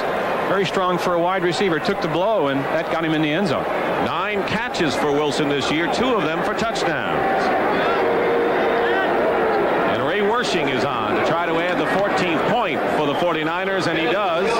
So less than 2 minutes are ticked off the clock. Wilson with a 52-yard play, and it's 14-9 San Francisco. He's out of Washington State, and as you mentioned, Wayne, Jerry Rice on the scene. Wilson's responsibilities were diminished this year. 2 years ago, when the 49ers lost the NFC Championship game to the Redskins in Washington. He had a big game there, and Dwight Clark was hurt down the stretch that year, and Wilson filled in with really not any letdown. Wersching is kicking off. Willie Tullis at the 4. And the former Houston Oiler brings it out to the 24-yard line. Well, don't forget, next weekend on a special edition of CBS Sports Saturday, a look at the year in sports. You can relive such moments as Villanova's stunning NCAA basketball championship. Record-breaking performance of Pete Rose. Next Saturday, 2 o'clock Eastern, 11 Pacific, here on CBS Sports. And now it's Bobby Hebert, who is 10 of 17 in the first half. At the 24, Earl Campbell is his running back.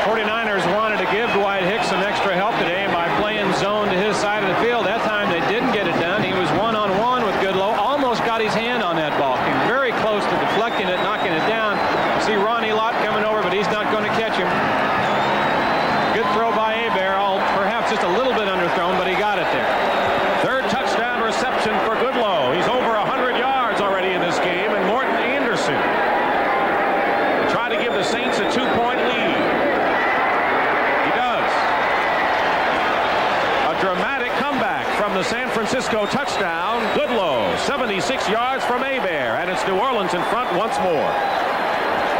Back ahead again.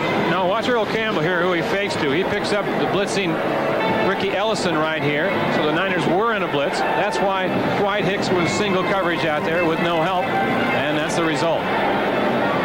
Longest play of Goodlow's career and the longest pass play for the Saints this season. Eugene Goodlow, who starred in Canada before coming to New Orleans. Anderson on the kickoff. Carl Monroe on the return. Monroe still fighting. Don't forget he had a 95-yard return against the Washington Redskins for a touchdown this year. And the tackle is made by Johnny Poe. We have a action-packed Christmas Day on CBS Sports, beginning with college football. Right after he opened up the presents, the Blue-Gray All-Star game. A lot of great players have come out of that one. Notre Dame's Alan Pinkett will be there. Napoleon McCollum from Navy. 2 great running backs. That's at noon Eastern time. And then the Boston Celtics against the New York Knicks. Patrick Ewing, Bill Walton, Larry Bird. 1st and 10, Montana gets it off to Derek Harmon. And Harmon has a first down beyond the 45-yard line. Bruce Clark put a lot of pressure on Montana, but Glenn Red and Dave Waymer make the stop on Harmon. You bet. Watch Montana. Is he cool or not? Watch him. He throws this almost sidearm to get it underneath the arms of Bruce Clark and out to Harmon. You will Blackwell motion there. You and I are the only guys old enough to remember. Yeah. Whip. We've had a lot of fireworks so far, and we still have 12:02 remaining in this third quarter. Montana under pressure, gets it off to Craig. Dives forward to midfield. Craig catches everything. Oh, he does, and he makes people miss him, too. That was Glenn Red out there. Red came back to make the play with help from Tony Elliott, and Craig has caught 6 passes for 68 yards. Joe Montana has completed his last 7 attempts. We've had 2 explosive touchdowns here in the third quarter. Montana to Mike Wilson, 52 yards, and on the first play following the kickoff, Hebert to Goodlow, 76 yards for the Saints. Here's Craig trying to go outside, and Craig has another first down for the 49ers at the 43-yard line of New Orleans. Johnny Poe on the stop. Good lead block again that time by Derek Harmon on that toss to Roger Craig. You can feel the intensity of the 49ers, I think, is picked up a little bit. They've been stung by that Goodlow reception for the touchdown. You can look out there now and it just seems like they're moving around a little bit better and a little bit sharper than they have been the entire game. I don't think they're worried about any help they may get from the Redskins. No, sir.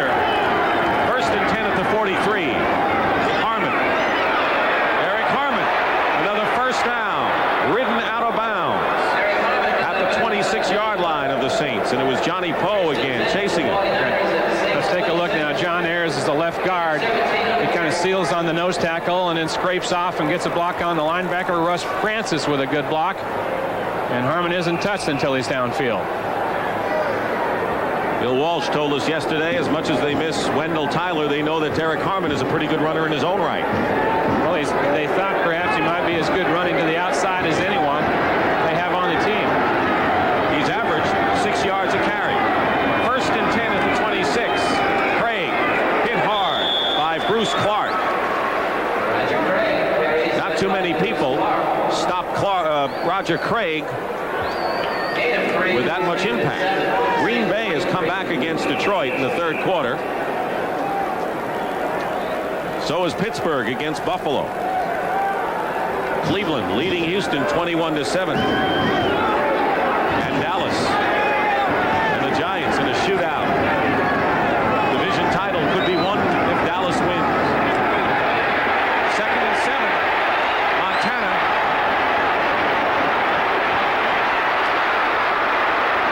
Gets the first down at the 15, and that's why Joe Montana so tough to defend against.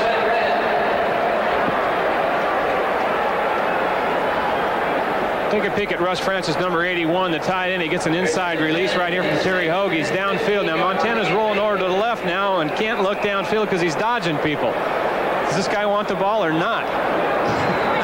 I'm here. But it's a first down for the 49ers. Derlin Moore, the 13-year veteran, has replaced Tony Elliott. Up front, Harmon slices to the 12-yard line. 9:45 on the clock in the 3rd quarter. 16-14, the Saints lead the 49ers. The Saints beat the 49ers at Candlestick Park earlier this year. Harmon gets up gingerly, and he'll come out of the game as Craig and Carl Monroe come in for Bill Walsh. It'll be 2nd down and 7.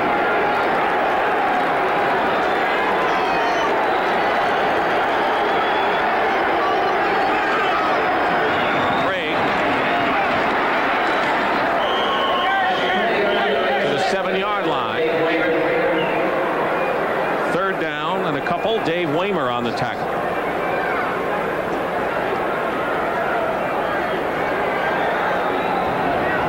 Roger Craig, his best effort as a runner was 117 yards against Denver. That's what he has today. He caught 12 passes against Atlanta. In his best effort as a receiver, he has 6 caught so far. 3rd and 1.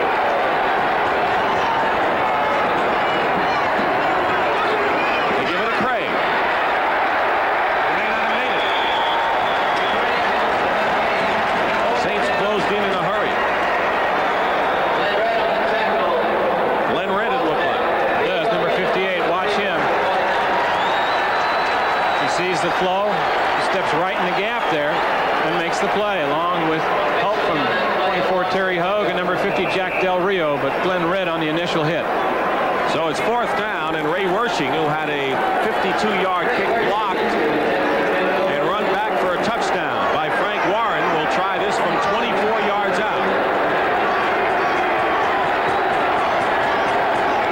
Try to give the 49ers the lead, and he does. With 7:46 remaining in the 3rd quarter, Ray Wersching's field goal gives the 49ers a 17-16 lead. 12 of 20 field goal attempts this year. His 24-yarder giving the 49ers a 17-16 lead. Keep in mind what looms large is Morton Anderson missed conversion following a penalty. A 29-yard attempt missed. And it's a 1-point game. 49ers leading. Tyrone Anthony and Willie Tullis are back. Wersching kicking off. Into the end zone, and Tullis will down it there for a touchback. Plenty of action next Saturday on CBS Sports, beginning with a special edition of the NFL Today. The last 20 years and how things have changed over those 20 years. We talked about that earlier, Dick. You know, I'm just much more the field that these guys use, and I'm never going to be one of those guys that say, when I played, we we were better then. We're not. That's good, because that makes you kind of boring if you do. You're not that, that's for sure. The game next Saturday, following the NFL Today, the Redskins against the Cardinals. Should be a barn burner. 1st and 10 at the 20-yard line. Wayne Wilson is the running back. Hebert off to Wayne. Wayne Wilson to the 20. Takes quite a hit from Ronnie Lott. Eric Wright also in on the play. Lott, of course, moved from cornerback to free safety, and the switch apparently has worked for the most part, particularly for Lott, as you look at how the quarterbacks have done. Pretty good days, by both of them. One thing that's impressed me with Bobby Hebert, and the fact that he's taken over here towards the end of the year, is he hasn't given the ball up much. He has not thrown very many interceptions. None so far in this ball game, and that's pretty unique for a young guy, really making his first starts in the National Football League. 2nd and 3 at the 27. Wilson tries to spin his way to a first down. He's shy, however. Ricky Ellison and Jim Farnhorst on the tackle. Colts and Buccaneers tied in the 3rd quarter.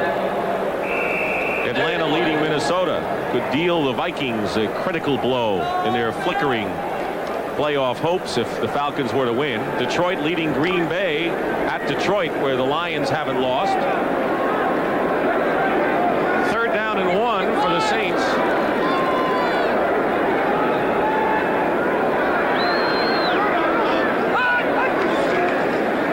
Hebert to throw on 3rd and 1 to John Tice. Incomplete. Looked like he had it, but it was jarred away, covered by Ronnie Lott and Eric Wright downfield. That was a pretty interesting call on 3rd and 1. Pretty good throw, too, and it was right on the money. Ronnie Lott come over at the end, I think, and got a hand and knocked that ball away. Play action right here, and it does a good job of holding people. 3rd and 1, it's going to do that. Hebert hangs in, makes a good throw. Lott come over, knocks it away. Wayne, that's the kind of offensive showing that the Saints haven't seen here. That's exactly right. Away with some of the old conservatism and in with some of those kinds of things, thanks to Wade Phillips. Hansen kicking to McLemore.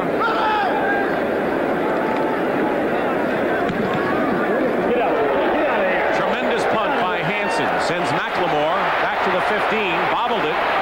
Recovered. And brings it out to the 26-yard line, where Ricky Jackson makes the stop.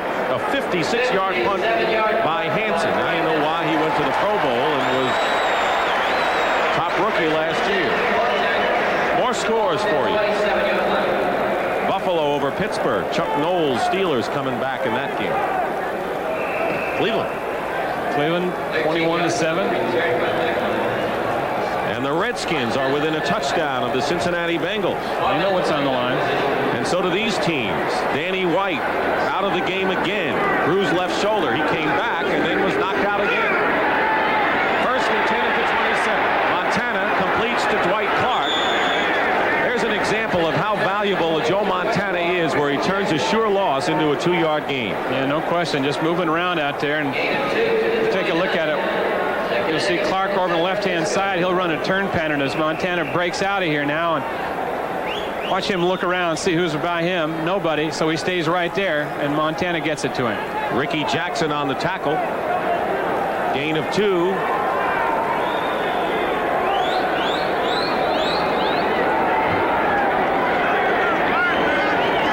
John Frank joins Russ Francis as a second tight end.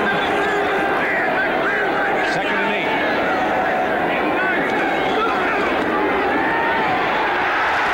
Down he goes. Bruce Clark, and that's the first sack of the game by the Saints. Clark, who went to the Pro Bowl, that's his 7.5 for the year. See how he got it. It was an inside rush. Looks like the 49ers got confused in their blocking scheme. He was in the gap between Randy Cross and Fred Quillen, and neither one of them basically picked him up. Cross slid out, and Quillen didn't slide out enough to get him. Clark roughed Joe Montana in the first half, then was called for unsportsmanlike conduct right before Montana hit Dwight Clark with a touchdown.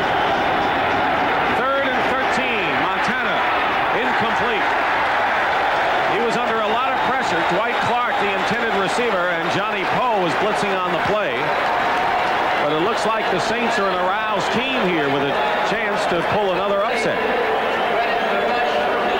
It's a good job of coverage downfield that time anyway, Dick. Had Montana been able to move around and look downfield even more, no one was open. So here's Max Runeker. Willie Tullis. Back for the Saints. Chance to run it back. At the 40, Tullis will give the Saints good field position. Jim Farnhorst makes the stop, but the Saints have it on their own 45 when we return to the Superdome. 2 seconds remaining in the third quarter. The 49ers lead the Saints 17-16. Maybe the Niners are not looking at the scoreboard, but we are. And the Washington Redskins, with a field goal, have come within 4 points of the Cincinnati Bengals, and they could really make life miserable, besides helping themselves if the Redskins can rally and win that game. Redskins know one thing, Dick. They have to win twice. This week and next week. First and 10 Saints on their own 46-yard line, trailing 17-16.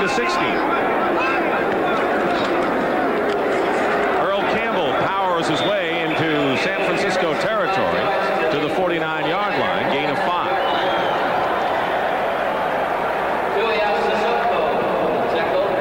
The Saints not only will be looking probably for a new head coach, but they are also in the market for a general manager. A lot of names floating around down here as we spent the last couple days in the paper. Conjecture as to who it'll be. This guy right here thinks that, someday his time will come, but as we told you earlier, he does not think it will be here. Second and 5. Wayne Wilson hit Ricky Ellison. Good play by Ellison and a loss of a yard. Ellison, I don't think this was a blitz. I just think he's back there in his inside linebacker spot, saw the guard pull, and came right on in behind it. That's exactly what he did. Scraped around the nose tackle and made a fine play. It comes only with experience and being in there and seeing those kinds of things and being able to react to it. Third and 7 for the Saints. Winding down to 3 minutes remaining in the third quarter.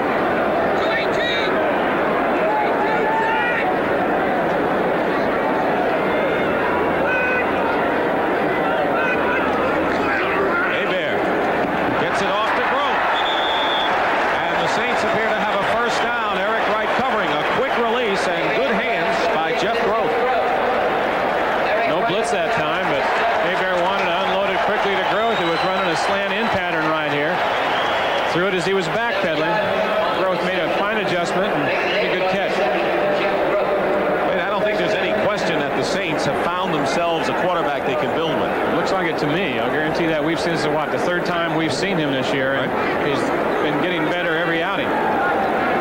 Good numbers so far. First and 10 at the San Francisco 43. Wilson. Trapped behind the line by Milt McCall. The whistle had blown. The minor fracas is quelled in a hurry. Brad Edelman. This is the play that they've been running with some success. A counter step right here, the off guard and tackle pull, but McCall gets down inside and makes the play in the backfield. Second down and 13 now for the Saints. They're not quite within range for Morton Anderson. Less than a minute and a half remaining in the third quarter.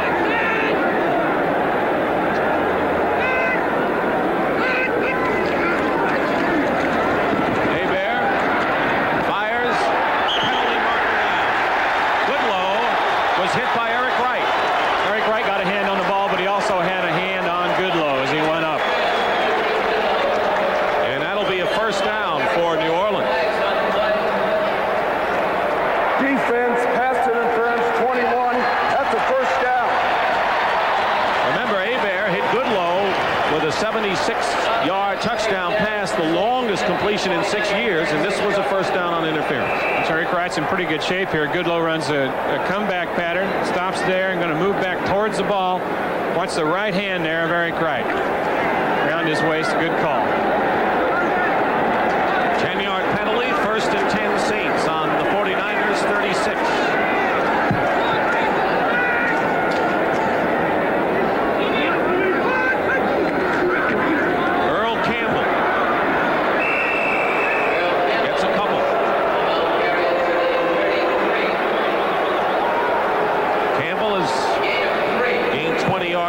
Jeff Stover in on the stop. Campbell brought down by Hardy has been starting, of course, for the 49ers in the base defense, and Stover's been able to keep fresh. He had been starting most of the early season. Stover has somewhat of a knee problem too, and it's helped the 49ers to have Hardy come in there, and while Stover was recouping, to play some good defensive end for him. 2nd down and 7 at the 33, and they are within range for Morton Anderson.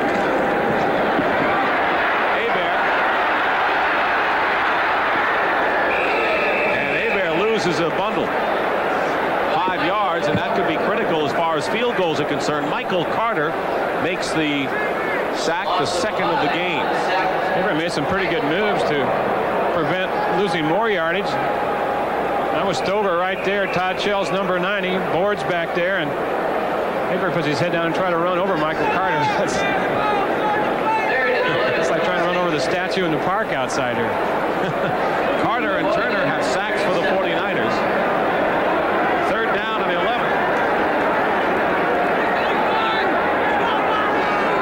Ball at the 37 of San Francisco.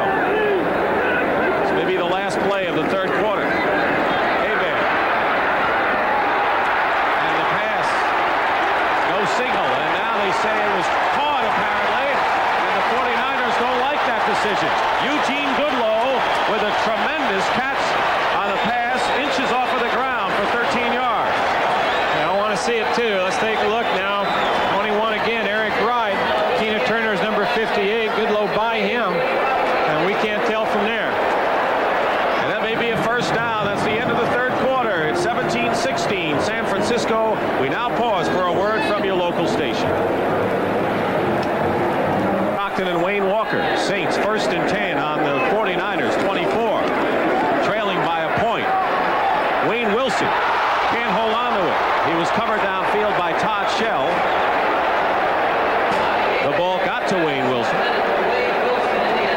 Well, if you're seeing Bobby Hebert for the first time, what he's showing you here this afternoon, Dick, is the fact that he can throw any kind of pass. He had to take something off this one, loft it up a little bit. And look at that. That was a great throw right in the hands of Wayne Wilson between 2 defenders. 2nd down and 10. Scoreless 1st quarter. 49ers scored first. 7-3 in favor of the Niners when Frank Warren ran with a blocked field goal attempt. It was 9-7 New Orleans at halftime. 49ers 17-16 after 3. And the whistle. Jim Rourke, the left tackle, might have moved.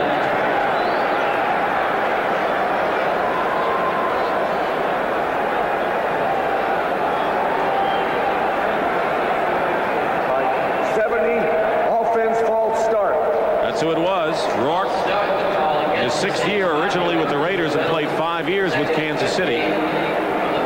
Here are some scores. Pittsburgh inching closer to Buffalo. They were way behind. And the Browns. They're watching the Washington-Cincinnati scoreboard, you can be sure, because if the Bengals lose their lead and the Browns win, the Browns are sitting pretty in the AFC Central Division. They have the tiebreakers in their favor, too. 2nd down and 15, back at the 29.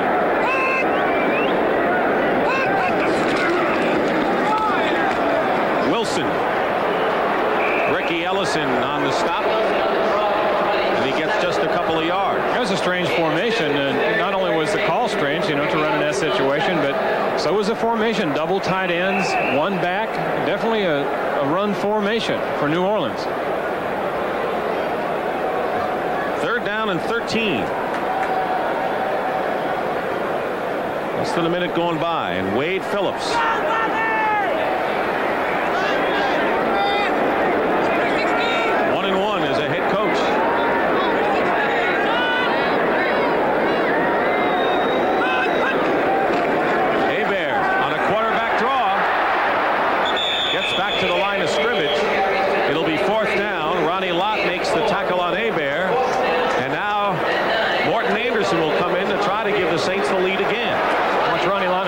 Up faking a blitz, starts his drop, and then sees Hebert break out on this drop play, and he's over there on top of it. It'll be a 41-yard attempt for Morton Anderson, who was 9 of 10. distance this year. Anderson's kick is good, and the Saints regain the lead. 19-17. Morton Anderson.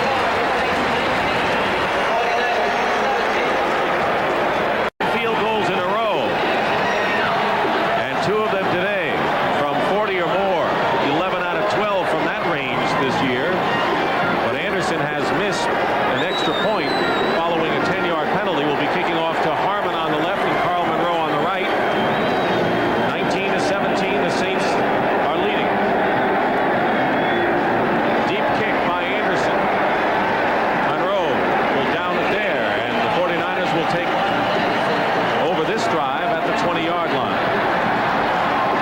Tonight on CBS begins with 60 Minutes, Murder, She Wrote, Crazy Like a Fox, and Trapper John M.D. That's tonight on CBS. But Wayne, the 49ers have lost several games that they were expected to win. And we go back to the opening game against the Vikings, Detroit, this team, New Orleans, and the Rams. And, of course, they trail again today. And they're not, of course, out of it, but they're trailing. Well, like you say, and they've all followed the same script in this type of game. Jerry Rice in motion. Montana completes it to Roger Craig, who has the first down. What a marvelous season Roger Craig has had, and they ought to just put him in the Pro Bowl right now as if they wouldn't have weeks before. Yeah, I don't think there's any question about that. And I was thinking the same thing as he broke that tackle. What a year this guy's having. There's anybody in the league that's given more effort than this man right here in this 1985 season. I don't know who it is. Came into the game as the leading receiver in the National Football League. And his 86 catches includes the 7 he has today. 1st and 10 at the 35.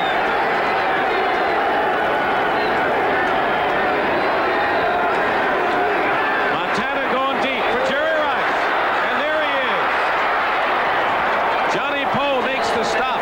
But as Wayne Walker mentioned at halftime, Joe Montana's going to have to start looking to number 80. And he did there, a 43-yard gain. Trying to cover him from the line of scrimmage, pretty tough job unless you can get a bump on him right off the bat, and he didn't and couldn't.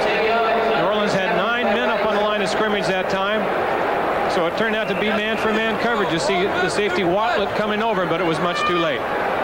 Jerry Rice last week was just 14 yards short of the NFL record for yardage, 241. Jerry Butler of Buffalo in 79 had to set the mark. Rice has broken the all-rookie season mark. 1st and 10 at the 23. Here's Harmon with Randy Cross blocking. And Derek Harmon gets inside the 20-yard line. Jim Wilkes makes the tackle. Really the first bit of trickery we've seen from the 49ers, who always seem to have a couple in their bag, up their sleeve. Fake the Roger Craig. Half back around is what this is, but people are staying home. Wilkes, number 94, with good pursuit. Nobody bid on it. Gain of 6 yards. And Randy Cross is down. He had a sprained ankle last week against the Rams. Bothered him in that game. Had to come out.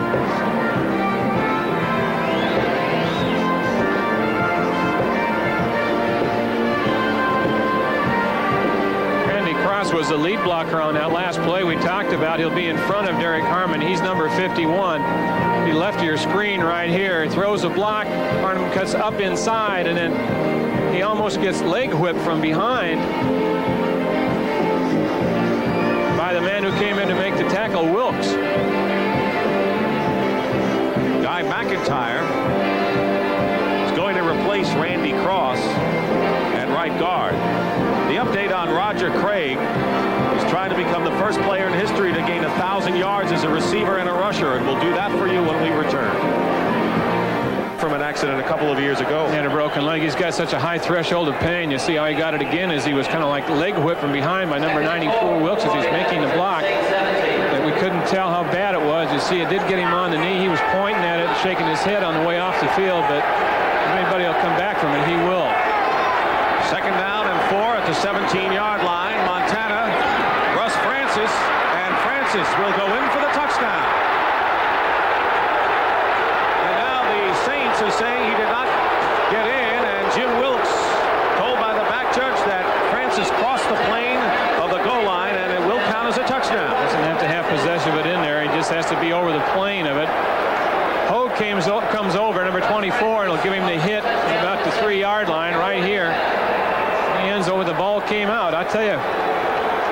Mullins may have had a case. Tough to tell from that angle exactly where Francis was as he crossed the goal line and whether he had possession as he was crossing the goal line. And that's a tough angle to look at, too. In any event, the third touchdown reception of the year for Francis. And Ray Wersching's conversion is perfect. So with 11:13 remaining, it's now 24-19 to San Francisco. We're going to update Roger Craig for you. No one has ever gained 1,000 yards in receiving and rushing.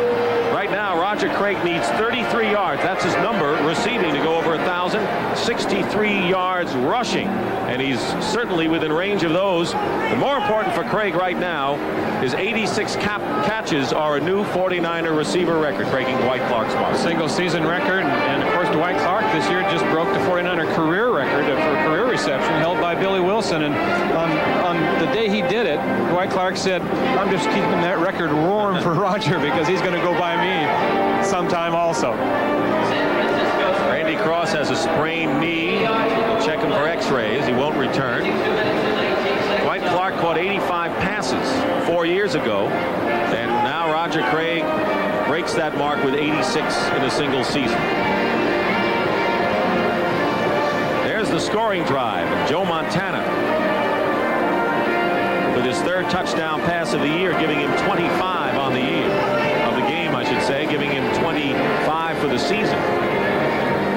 And the 49ers still not out of the woods, though, Wayne. 24-19 with a lot of time remaining. This has been the time in the games that they have lost, Dick. This has been the time where they've had problems. Kicking off to Tullis at the 4-yard line. Tullis down the sideline, goes out of bounds. Let's tell you what's in store next Sunday. Final weekend of the regular season. CBS doubleheader. The Chicago Bears go against the Detroit Lions. The Lions are battling Green Bay, trying to stay undefeated at home. That would be a good game to see whether the Bears can beat the Lions in Pontiac. Chicago will be looking ahead to the playoffs, and for the Lions, that more than likely will be their playoff game. And the Dallas-San Francisco matchup. Remember Dwight Clark from Joe Montana? Everybody does. By the way, our fans in San Francisco will not be watching the Detroit-Chicago game, but they will see the Cowboys and the 49ers. Check your local listing. First and 10 at the 24 for the Saints. 11:04 remaining. Hebert dumps it off to Campbell. And Campbell, knocked out of bounds by Ronnie Lott, has a first down. I love the end of this play. Two of the biggest hitters in the game get after each other. And here's another good touch by Hebert. Watch Ronnie Lott, number 42, come over, and Earl says, I'm not going out of bounds. I like that. They've used Campbell more as a receiver. He's caught 4 passes the last 2 games, and then that reception right there. A lot of pride right on the line. Tells you a lot about both players, just that collision on the sideline. Nobody gave an inch. First and 10 Saints on their 36.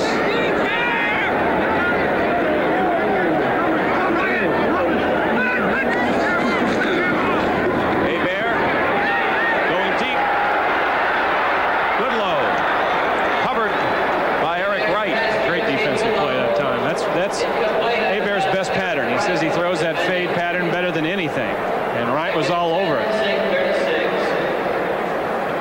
Jim Merkin here against Goodlow. Looking back, sees the ball is in the air, forgets the man, starts to play the ball. Great job. Well, those two have battled all afternoon. Goodlow has won some and Wright has won some. Goodlow, of course, on the receiving end of a 76-yard touchdown play. Longest play in 6 years through the air by the Saints. Second and 10.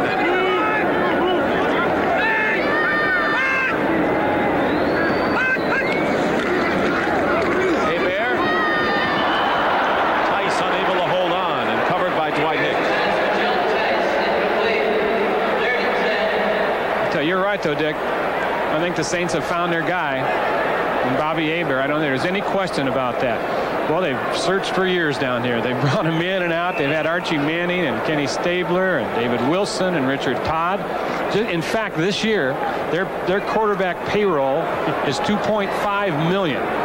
They're going to be able to cut that down and go with one or two guys to save themselves some money. Todd is on the bench and has been all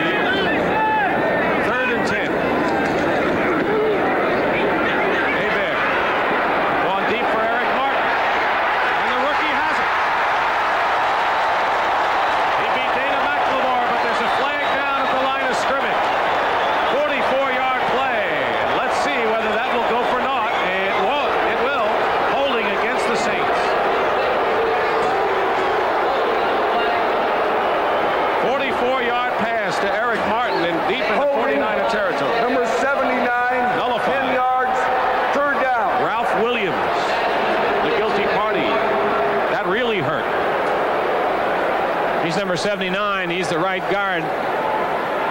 Working against Stover, number 72. Runs him on by and then basically pulls him down. A lot of times people are so upset, but the pass would not have been completed if there hadn't been holding. Got that. Third down and 20 for Hebert. Back on his own 26. 10 minutes, 19 seconds remaining in the fourth quarter. Loads of time. Hebert got away from danger. Dwayne Board was putting the chase on. Stover and Dean finally make the stop on Hebert, who carries it out to the 32-yard line, but it's fourth down and Brian Hansen will come in to do his job. We'll send Dana McLemore back.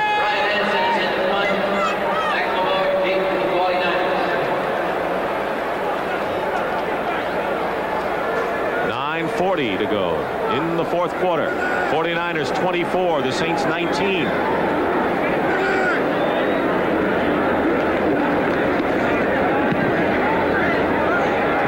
Lead in the game was 7-0. First score of the game by the 49ers as McLemore runs it out of bounds by Ricky Jackson. A timeout here in New Orleans.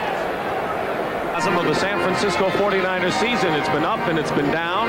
Right now they have it in their grasp, perhaps open up a substantial lead with 9:22 to go. The question is, will they? Just as in the season, the question is, are they going to close it out with 2 wins, get into the playoffs, and right themselves before it's too late? This was the time in a game when they were going well last year that they'd sit on the ball and run it with Tyler and Roger Craig and consume time and stay in front. Roger Craig, he gets the call there. And Roger Craig, off and running, has a first down in Saints territory, out of bounds at the 40-yard line by Terry Hogue, and a gain of 24 yards. Ricky Jackson missed a tackle. I think what's amazing, I think more than anything right here, is this guy's stamina. You know, this has been a long season. All the carries, all the receptions, all the time he's had the ball. In this game, it's warmed down on the field, and he's running now with the same stamina and endurance as he did in the first quarter. He needs 39 yards to go over the 1,000 mark rushing. Bill Ring, who was activated from injured reserve, in the backfield now with Derek Harmon. Harmon gets the call and gets 2 yards to the 38-yard line of the Saints. Ring is a good man to have in there. He protects the ball well. The Colts lead Tampa Bay 31-23. Atlanta, Minnesota, low-scoring game in the fourth quarter. Green Bay on Mike Douglas's interception has them ahead of Detroit in Pontiac. Buffalo clinging to a 1-point affair against the Steelers. Cleveland 28-7 over Houston.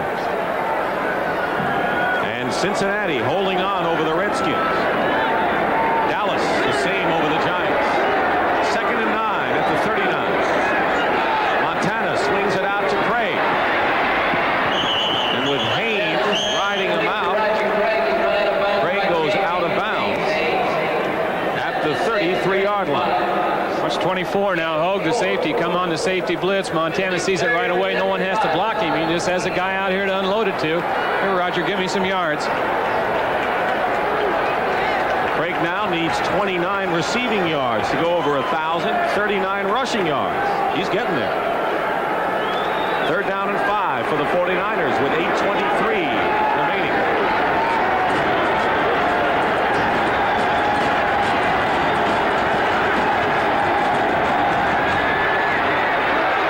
Penalty marker down. Craig receives it, knocked out of bounds by Whitney Paul. Penalty flag down, and the 49ers are about 1.5 yards shy of a first down. Did you see the catch? Another good one by Craig. He catches them all, but that will be brought back. Holding penalty called against San Francisco. Gary Hogeboom was out with a head injury. Steve Pallure is now the quarterback for the Dallas Cowboys. Offensive holding, number 62. 10 yards, 3rd down. Guy McIntyre came in for the injured Randy Cross at right guard. For the right of Joe Montana, the orange neck brace. And against Bruce Clark, and a little low hold. Ball back to the 45, 3rd and 15 for Montana. Montana calls his own number. And Joe Montana very nearly gets enough for the first down. He is stopped at the 34. Johnny Poe and Terry Hogue make the stop on Montana. 4 yards shy of a first down. It is 4th down, and Ray Wersching still on the sideline. This would be a 51-yard attempt, and the 49ers are going to talk it over before they make a move. There's Wersching, who has kicked a 24-yard field goal, but had a 52-yard kick blocked and returned for a touchdown by the Saints. So it's decision time for Bill Walsh. And it looks, since he's talking it over with Montana, it doesn't look like we're going to see the field goal attempt, Dick, and it just has to be a situation that he's in, that he's just concerned about that whole unit.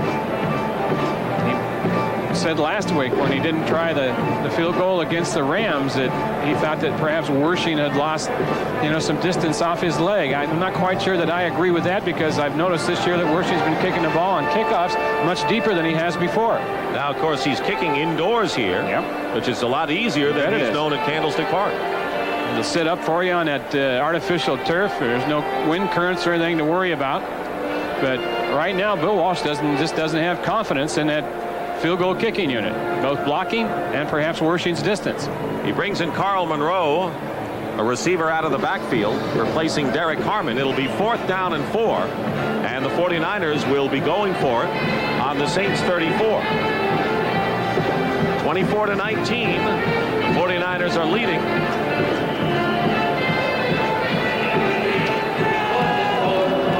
With his offense, maybe he's thinking that I can get 4 yards easier than Wersching can get 50. That speaks volumes. Montana. Caught by Rice. Jerry Rice off the hands of Russ Francis. And the 49ers have a first down at the 15. The ball was deflected off of Russ Francis's hands, and Jerry Rice was there. 19 yards and a big play for the Niners. Montana off somewhat of a scramble situation, too. He was in trouble back there and had to duck up, moving towards the line of scrimmage. Good coverage. Look at them both. Covered well. Francis gets it right here. It was Willie Tullis on Francis, and then the deflection to Rice. Watlett makes the tackle. Johnny Poe almost spoiled that party. 1st and 10 at the 15. Draw play to Roger Craig, and Craig will score. Touchdown, San Francisco. Roger Craig with a touchdown, his 8th touchdown rushing of the year, 14 on the year, and it's now 30-19.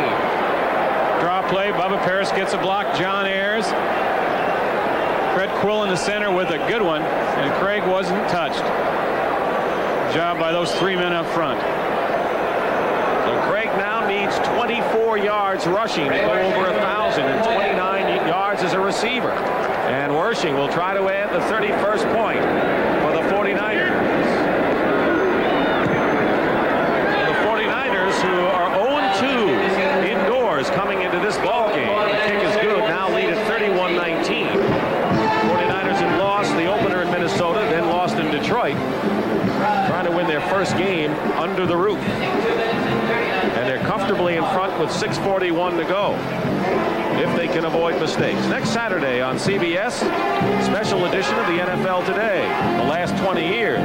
Equipment is also part of this. There's been a lot of changes in that area. I was just thinking about that with the guy playing here today, Ronnie Lott, with the shoulder problems he's had. He's changed shoulder pads and doesn't have to worry about that shoulder anymore. That's at 3:30 Eastern, followed by the Redskins against the St. Louis Cardinals. Remember last year, the Cardinals just lost to the Redskins in the last game of the regular season. Cardinals have slumped, but what a satisfying thing it would be for them to knock off the Redskins if their playoff hopes are still flickering. And no, it would be satisfying for Jim Hanifa. 14th touchdown by Roger Craig breaks the 49er record of Joe Perry's 13 scores set back in 1953. So it's been a record year in many areas for the 49ers offensively. Yet their strength really has been the defense. Kickoff by Wersching. And it's Bobby Fowler bringing it back for the Saints with 6:32 remaining. Well, at the 29-yard line. 31-19, and this is the biggest lead either side has enjoyed today. 49ers going to work offensively to the tune of 274 yards in the second half. A bit of a surprise defensively now for the 49ers. Instead of having their nickel situation in there, they have their base 3-4 defense on the field. Ball at the 35.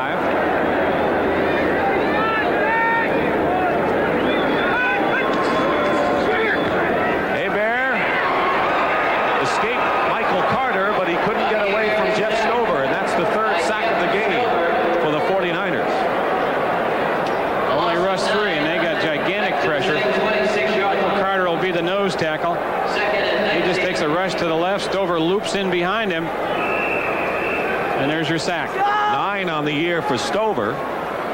Loss of 9. 2nd and 19. Hebert dumps it off to Wayne Wilson, and Ricky Ellison chases him. And finally, Wilson is brought down at the 30-yard line by Dwayne Bourne. This is where, when you have a 12-point lead at this stage, you can really tee off at a young quarterback like Bobby Hebert. Don't have to worry much about the run, that's for sure. Clock running, under 6 minutes to go. Lining up in a hurry are the Saints. Hebert tipped up the middle, incomplete. Hobie Brenner was the intended receiver. Ronnie Lott was covering, but that ball was tipped before it got to Hobie Brenner.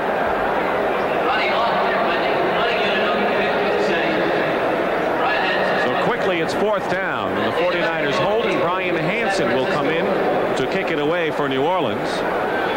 And the 49ers will send Dana McLemore back. 5:53 to go. Way to go, offense! Saints led 19-17. For Russ Francis caught a 17-yard touchdown pass, and then Roger Craig ran 15 yards to open the game up for the 49ers.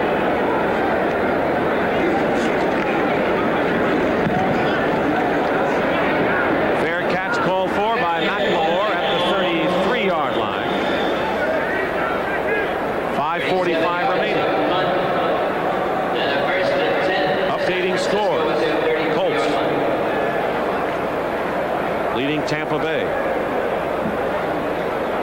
Minnesota now trailing Atlanta by 1 point. Green Bay leading Detroit. Buffalo over Pittsburgh. Only the Bears and the Rams have wrapped up playoff berths. 1st and 10. Montana to Harmon. Harmon to the 36-yard line, a gain of 3. Jack Del Rio on the snap. Cleveland wins. That means that they would have a tiebreaker edge over the Steelers in Cincinnati. They went in tied with Cincinnati, and the Bengals cling to the 4-point lead over the Redskins. Same with Dallas, and they've used 3 quarterbacks, the Cowboys have, against the Giants today. White, Hogeboom, and Pallure. 2nd down and 7 at the 36. Montana's pass is caught by Mike Wilson. Good for the 1st down and out of bounds, covered by Dave Waymer. Wilson caught a 52-yard touchdown pass. Biggest play of his career. Montana has thrown for 3 scores today. 7 yards. It's over 300 yards for the day. And a 1st and 10. The only turnover in the ball game was an interception by Terry Hogue of the Saints early in the 1st quarter, and nothing materialized out of that. Montana really didn't get off to a good start in the game. He wasn't real sharp, but he's just the kind of guy that never seems to bother him. He's 13 of 14 in the second half alone. At the 44-yard line, Craig gets a couple.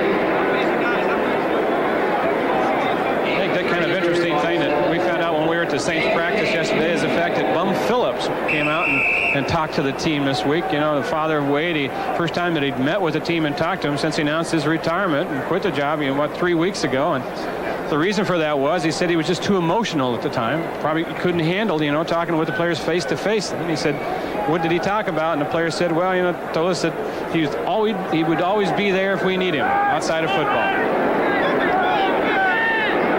2nd and 7 at the 47-yard line with 4:20 to go. And the 30-second clock runs down and a delay of the game call. Delay of the game. So Roger Craig is coming closer to that 1,000 mark, receiving and rushing, something no one has ever done in the National Football League. You know, we talked about that. It certainly was in the 49ers scheme of things to help him get that record, but in the normal course of playing that he probably would. That's what he needs to go over 1,000 on the ground. 2nd and 12 for the 49ers at the 42-yard line.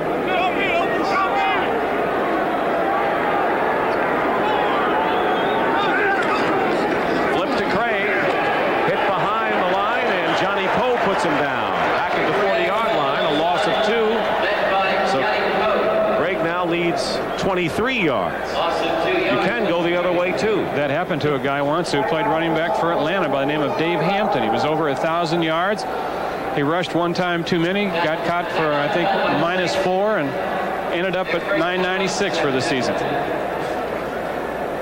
Timeout Story has a timeout called for by the Saints. And a chance for us to remind you that next Sunday we have a doubleheader on the NFL, beginning with the NFL today at 12:30 Eastern Time. Bears will try to finish 15-1 against the Lions at Pontiac. 49ers finished the regular season at 15-1 last year. Bears have been a fun team to watch this year, no question about it. They've got great characters. They won a big one against the Jets yesterday. And then the Dallas Cowboys against the 49ers at Candlestick Park brings back a lot of memories. Some wonderful rivalry, you know, that has developed ever since that '81 season. One of the great pictures and glimpses of sport will always be Dwight Clark leaping high for that winning touchdown catch from Joe Montana. And there is Clark, who today caught his 8th touchdown pass of this season, a 25-yarder in which he was vintage Dwight Clark. 4 catches today, 56 yards. Say that he epitomizes the Bill Walsh passing game, his accomplishments over the years. The 49ers will be the first to tell you it's been a spotty offensive showing throughout most of this season. You wouldn't know it by the numbers. Craig leading the league in receiving. Montana rated #1 as a passer in the NFC. But that's the way it's been. 3rd and 14. Montana being chased by Frank Warren. And a penalty marker is down. John Frank hit by Whitney Paul, and we might have a penalty against the Saints. If that's the case, it'll be an automatic first down. If Frank catches the ball, it's 4th down and about 12. And that's what happens to losing teams, Wayne. As simple as that. I bet it's just the frustrations that they've gone through here over the years. Number 44, defense, 5-yard penalty, and that's a first down. It's on Dave Waymer. It wasn't the Whitney Paul, John Frank confrontation. It was Waymer. Waymer's a cornerback out here. That's Mike Wilson.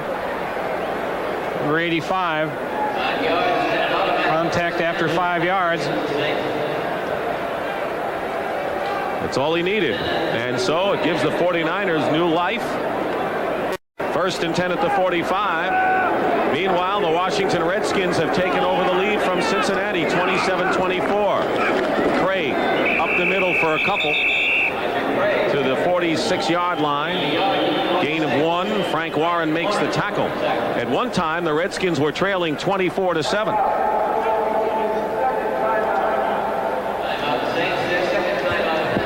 Roger Craig's numbers. The 49ers hold on and win this game and then beat Dallas. The 49ers will go in as at least a wild card in the NFC playoffs. The Rams are playing St. Louis later today. They close on a Monday night against the Raiders in a tough game. If the Rams were to lose 2 and the 49ers win both of theirs, the 49ers would defend as NFC champions. One other scenario that we mentioned earlier, too, should Washington end up losing that game and the 49ers win here today, that means that the 49ers would qualify for the playoffs. George Rogers' 34-yard run put the Redskins in front with 7:25 remaining against Cincinnati. And, of course, you know there were cheers in Cleveland when that score went up because the Browns just about wrapping things up in the AFC Central. Final score, the Colts beat the Bucs 31-23.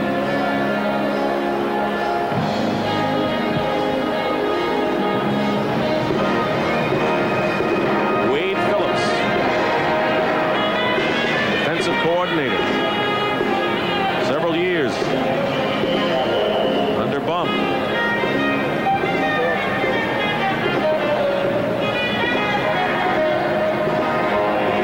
3:57 showing on the clock. Montana with touchdown passes to Dwight Clark, Mike Wilson, Russ Francis. The big one was the tip ball. Francis to Jerry Rice for a first down, which set up Craig's score. 2nd and 9. Montana gets out of danger and is fallen at the 49-yard line. Randy Cross, torn ligament in his knee. It was an update from what we got earlier, where it was a sprained knee.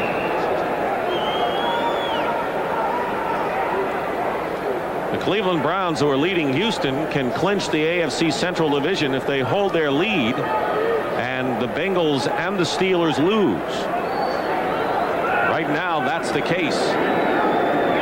3rd and 6. Montana knocked away by Johnny Poe. Mike Wilson was the intended receiver, and it's 4th down. 3 minutes and 11 seconds remaining in this one. It's 31-19. And the Saints are going to get a chance to do some damage, although they have only 1 timeout remaining. Here's Tullis going back. I bet they'll be coming on this punt, too. They did. Runniger got it away. And the ball bounces in the air and down by Fuller at about the 1. The 49ers and Runniger couldn't ask for any more than that. 50 yards, and it stops right there. Runniger. Yeah, I was just going to say, Dick, he has a chance to go over 30 kicks this year that were down inside the 20. That's only been done once in NFL history by Bobby Parsons of the Bears back in 1981. Runniger came into the game with 26 kicks down inside the 20.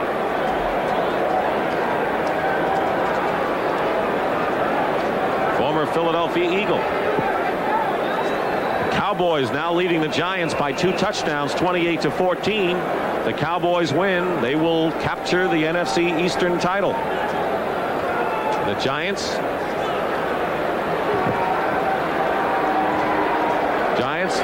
might need to win their season finale to gain a playoff berth. 1st and 10 on the 1.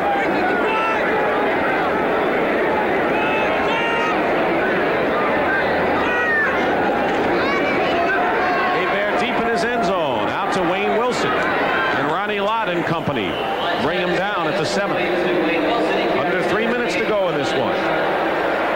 They're leaning on Wayne Wilson a little bit. The 49ers are.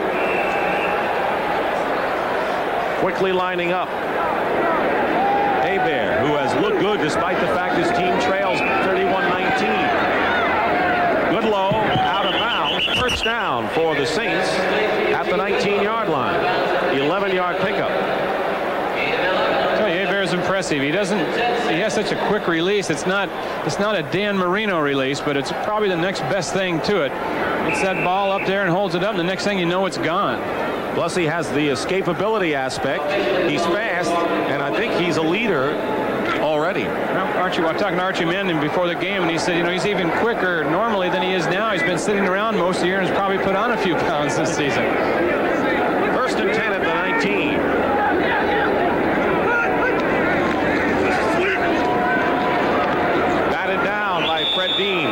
Incomplete. Wayne Wilson was out to the left. What the Saints need, if they can do it, is to score a touchdown and then recover the ball on an onside kick. It's a long shot, but we've seen some things happen, haven't we, this year? We had one that we're still shaking our head over in Philadelphia. Vikings trailing 23-0, winning 28-23, and there were 6.5 minutes left when they went to work. 2nd and 10 for Hebert and the Saints at the 19.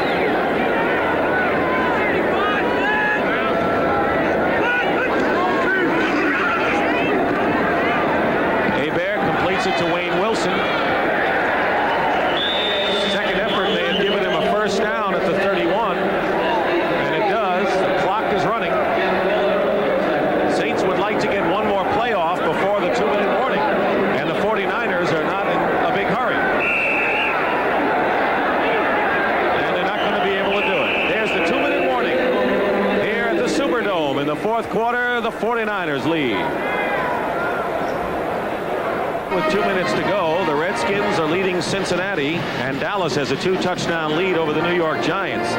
If those scores all hold, the Giants and 49ers win next week, they will clinch wild card berths. Of course, keep in mind the 49ers are still alive for the NFC West title if the Rams lose their both their games and the Niners capture both of theirs. 1st and 10 at the 31-yard line.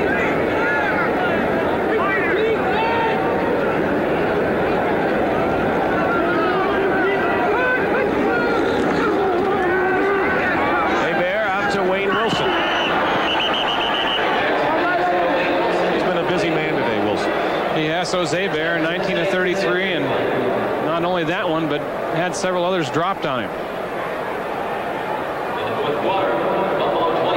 Cajun Cannon.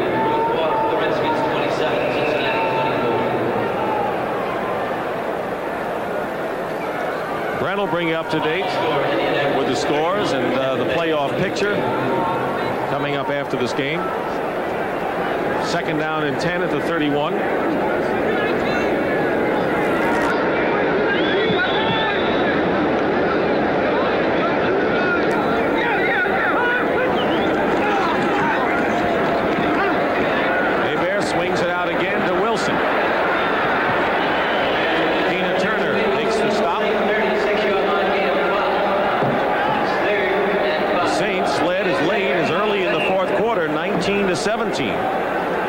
Before 2 49er touchdowns, and Bill Walsh's crew has really had a struggle in this game, but they're in front, and that's the main thing for them.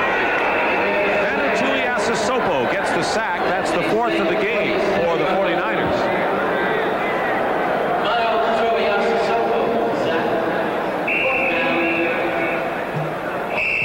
And now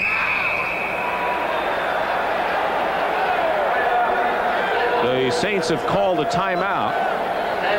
That is their last timeout. They will close the season, the Saints will, against the Falcons here next week. But they'll be 5-10 after this game with the 49ers, and still no winning seasons in 19 years. I'll tell you one thing, though, looks like they'll have a new general manager, a new head coach. They've got a quarterback to build around, and if this city ever does have a winning year, boy, you won't be able to come within miles of this place. I was thinking the same thing. And look at now in those 19 years that we talked about. There's the records of the previous head coaches. Our CBS colleague Hank Stram had a 2-year turn. That's what they've all done. Yep. Wade Phillips, his 3rd game, won the first one against the Rams, lost last week against St. Louis. He said it was a lot more fun being head coach that other week. A lot of people have walked the sidelines for the black and gold.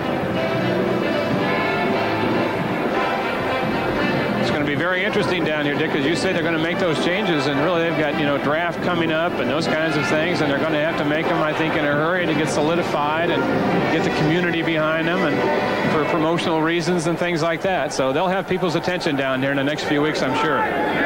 Detroit's come back to tie up the Packers in the 4th quarter. 4th down and 14. Hebert running for his life, it seems. Dean chasing him.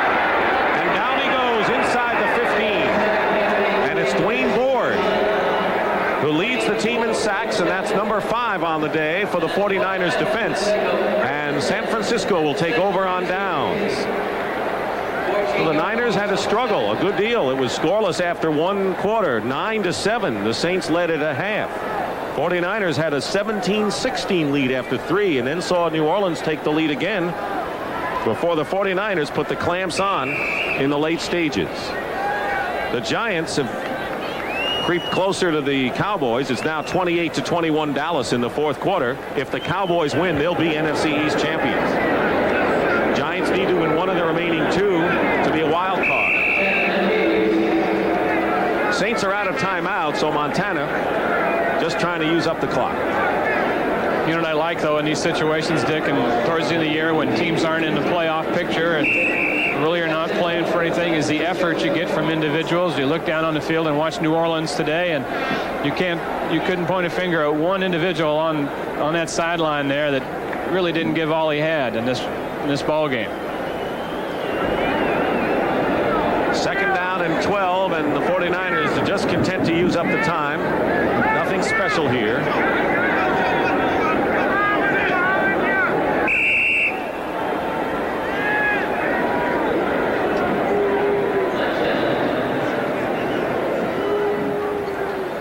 And that may be it.